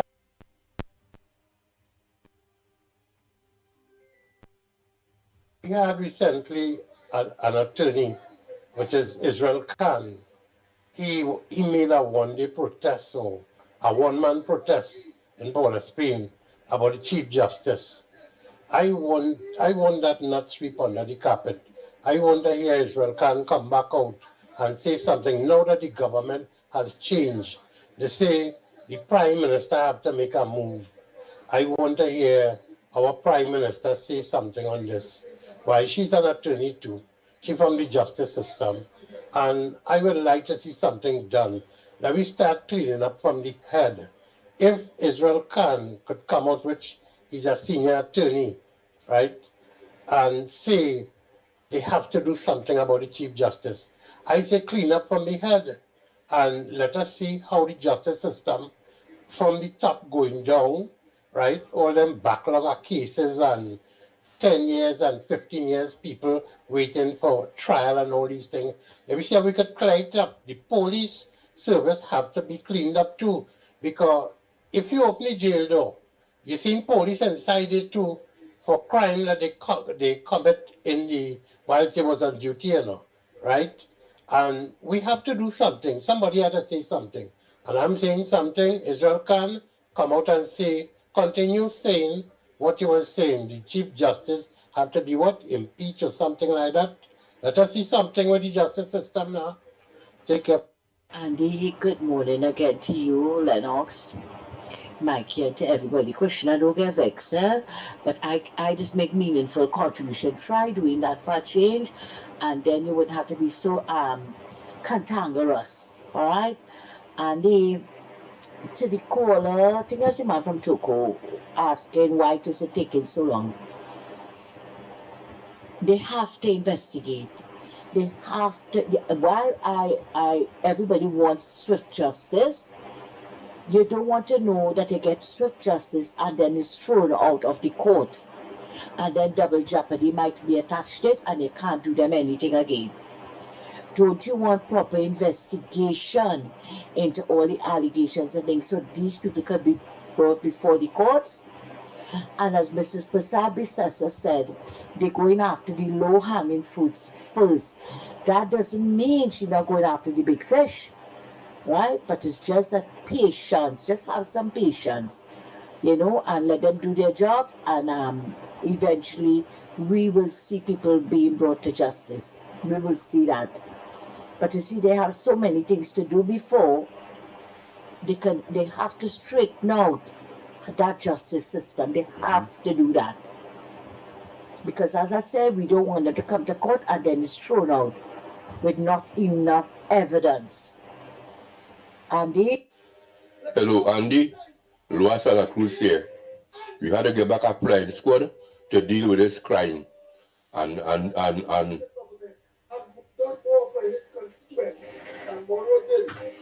some of these ministers and them need to lock it up. Morning, Ground Report crew. Mickie, Lennox, Smith, and Andy Williams. Krishna complained about the length of time they just give, like Mr. Tanapuna, Miss Santa Cruz, Miss Woodbrook. They just contribute meaningful conversations. Understand? I mean, they have to carry it on lengthy for you to understand exactly what they're saying. So if Andy give them another 5 minutes more, it is nothing. You have to listen to what they're saying. Understand? What contribution you, Mr. Yes, give? Don't complain. Listen to what they're saying. They could educate you very much, especially Mr. Tanapuna. He is having real cork. Understand? So listen to them. Don't complain about the length of time given to them. It's obvious they're making sensible contribution. Okay? Right. You are one of the Ground Report family, Krishna, and don't vex. Don't vex for Andy for giving you extra time. Let him give them the extra time. Bye-bye. Have a good day, Andy, and the family. Good morning, Andy. Big Ram here. Great program as usual. Keep up the great work, you, Mickie, and Lennox. Now, my country has come in a better place with a new government.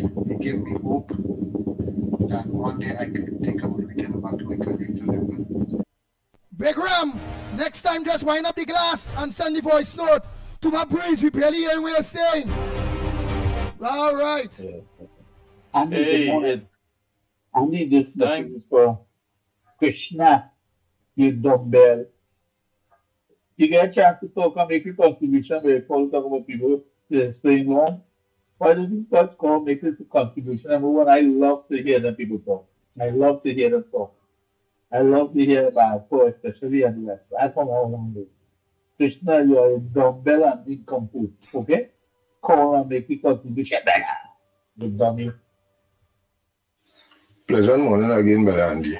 If you want me to hit Marsha Walker hard, call me back. I have it for she, because she advantage me. All right, I want to believe that maybe was something personal you said. Remember when it's a radio, if it's my ears only, make sure they say my ears only. Mickie, when I try to play some of these voice notes, Oh boy, so much of voice notes they send. I know we started late yesterday, they missed we. All right, let me just play this one here. Oh boy, quick. Let me play them some of them people voice. Good morning, Groundport Report. Thank you for being here for the people of Trinidad and Tobago to hear our voice.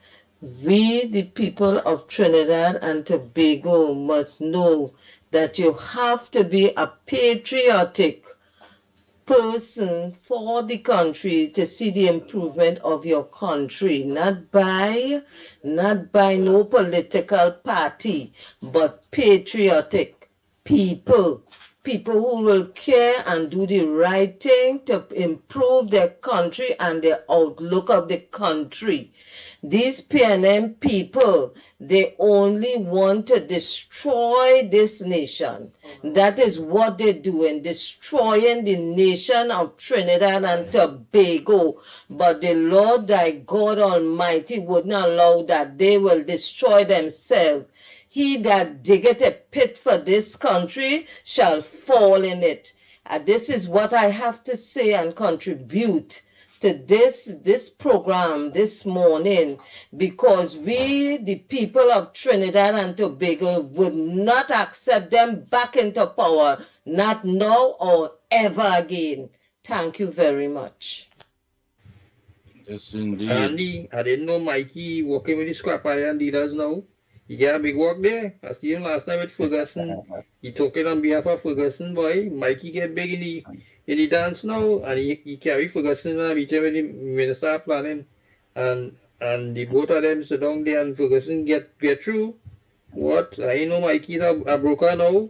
He good. Alright, Mickie, keep up the good work you're doing, partner. You broker in work for people now. You get What the man is doing is doing what we just do, help people. We want. Stay locked on. Yeah. There's more to come. There's more to come, brother. Stay locked on. You want me to carry you too? Call me. Like you want to go too. When the UNC wins, everybody wins. Ready, hello. Right. You were going on there with Lennox. What I'm proud of Lennox for is the fact that he took local contractors in the area to build this next room. That's the thing about it. That the front room in here now? He added every week, every month he does add on. Look at next room. This is the front. Yeah, this is the front. That will people ready to send for work. People ready to send for work. He's down in the back. Yeah, he's down in the back. People could come to the center and he greets you in the front and process whatever needs to be processed. But he is in the left wing. That was the front, he's in the left wing. There you go. And local workers was given the opportunity to work on this thing. Beautiful. Beautiful, Lennox. We can give a work to refurbish the Prime Minister office that was left in a mess. Look at that. Nice. Yeah, red people come in looking red people for work. Yeah, there you go. They're coming in. You notice he's staying in the nice room, man. Them had to sit down there and to the outside there, the door open, so that means no air conditioning that one in front there. Oh, you see there, but where he is, it's blowing cool. But they come in to get help. You might be testing them too, to see their reaction. Let me see how long they will sit down and what they go do, and then he comes out. No, but remember, good job, Lennox. No, but remember, he gets smart too. So you will be saying there too. You see them people who are applying for work, them is paying them people, you know. I can't get them air condition yet. I don't let them come and take the normal breeze until we see if they really learn and really want change. So you can't blame him, Mickie. Can't blame him. Let me see them if they go sweat like runaway slaves. Let me watch them and see if they're serious. How committed are they? How committed? How do they really understand that when the UNC wins that they are going to win too? That's why they come in the You're office. right. Don't waste the cold breeze on them, boy. Don't waste that cold breeze on them. It's too early still. Watch them. Let them come in. But folks, please visit the center. Whatever assistance you may need, whether your pension backed up, whatever the case, legal advice, check out the center. Check out the center. One of the workers there coming. All right, nice. What? Things happening. Workers helping. Right. And nothing out there for them. No bottled water, none of that. Let me see how serious these people are. Well, they're supposed to donate. Them same people supposed to look at the service the man offering. To hell. They just give away the whole life to the PNM. But at least bring out a 5 case of bottled water, 6 case of bottled water for $100. Watch them. Somebody by the door using their kerchief, look, to breathe. For breathing, The door is open and it's off the street. You notice the cars in yeah, the background there. Yes. but, So but the obviously, PNM had them living under pressure. Look at the conditions the PNM had. They want to come in there and look for pan. You see these people boldface? yeah, right on John Street, people, right on John Street. Yes, we are right here. And of course, we have an employment and resource center. So we are trying to, of course, facilitate as much as possible and to, of course, get in contact with those who can assist in the delivery. So, yes, that is it. The operation in motion. Nice. Very good, man. Very good. So, All Trinidad right, Tobago. that brings us to the end of our program. Don't forget on Sundays, 5 p.m. to 7 p.m., right here on Real Media. You can catch me, The Observer, on Gael TV, 5 p.m. to 7 p.m. So we also, with interviews, but we look back at what was said at the post-cabinet conference and, what's our takeaway from it. Lennox, I know tonight you're on the corridor transformation. Yes, indeed. Yes, I am on tonight from 8 o'clock sharp. And we are looking at a live audience as well in the same auditorium that you would have, the camera would have switched to. So in the daytime, of course, it's a beehive of activities in terms of people looking for assistance. And in the nighttime, of course, an audience listening to what we have to deliver. And of course, just now they will be participating. I'll have a microphone in the audience and they will, of course, make their contribution as well. This is about transformation. This is about true development. And this is about our democracy, true participatory democracy in motion. Not like Rowley and they, who believe that they could dictate it to the people and the people will not respond and defend their democracy. Well, we saw it happen in spectacular fashion on the 28th of April this year, when, of course, they were booted out of office. Mickie and Lennox, before we all go, because I want to test it to make sure that it is working. Because when we done yesterday, we make sure we did a lot of things. And watch this, watch on the screen there, because we go in and start to put interviews in place with every single body. So watch one of the interviews we're going to put in place here. These are things that have been put in place to make sure we have it nice when we interviewing our MPs, our ministers, and all those you're saying. Watch it there. Nice. So, all I see in there, the first interview there, what? On call with the Honorable Kamala Prasad Bisesa, the Prime Minister of Trinidad and Tobago. Oh boy, so I just given you all examples, and it's we already yesterday put everything in place. So we have more. Oh yes, no, Miss Kamala Prasad Bisesa is not on, but we have already put everything else in place, including the Tobago House of Assembly, all its members, including the Chief Secretary, including mayors and chairmen, and all the various things. You all will just have to organize and give me a list of the other people that we will have to organize and put in place. Like, for instance, let me give you our next one here. Oh, boy. Right, let me give you our next one here. Bam. Right. He's not there. Let me give you our next one here again, too. Right. So, everything and everyone is put in place for me to organize and get these very important interviews with the people of Trinidad and Tobago right here in the Ground Report. Because here what?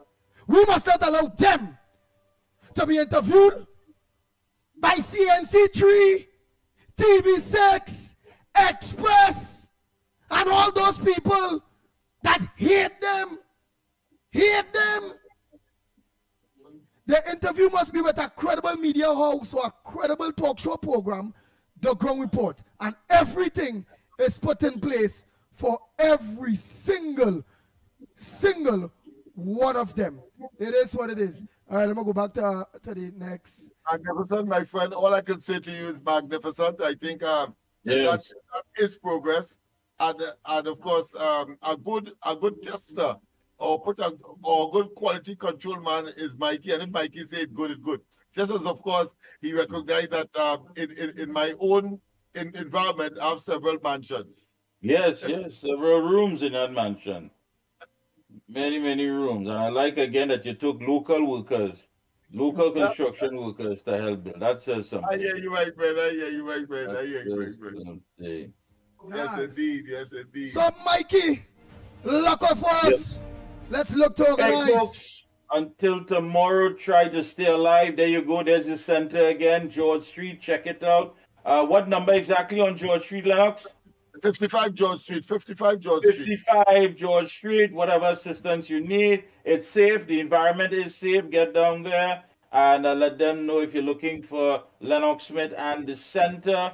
Whatever assistance, you need to get your resume together. You need to help with your tax return. You need to register a business. You need to, of course, deal with a will or whatever the case may be. NIS, pension, check out the center, number 55 George Street in Port of Spain. More people are coming in. There you go.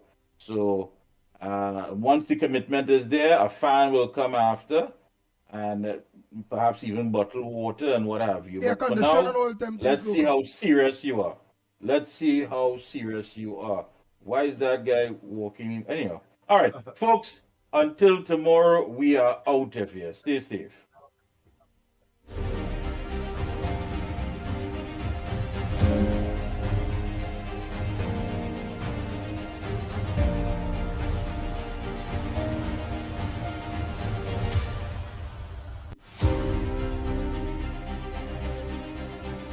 The Ground Report with Mikey K, Andy Williams, and Lennox Smith.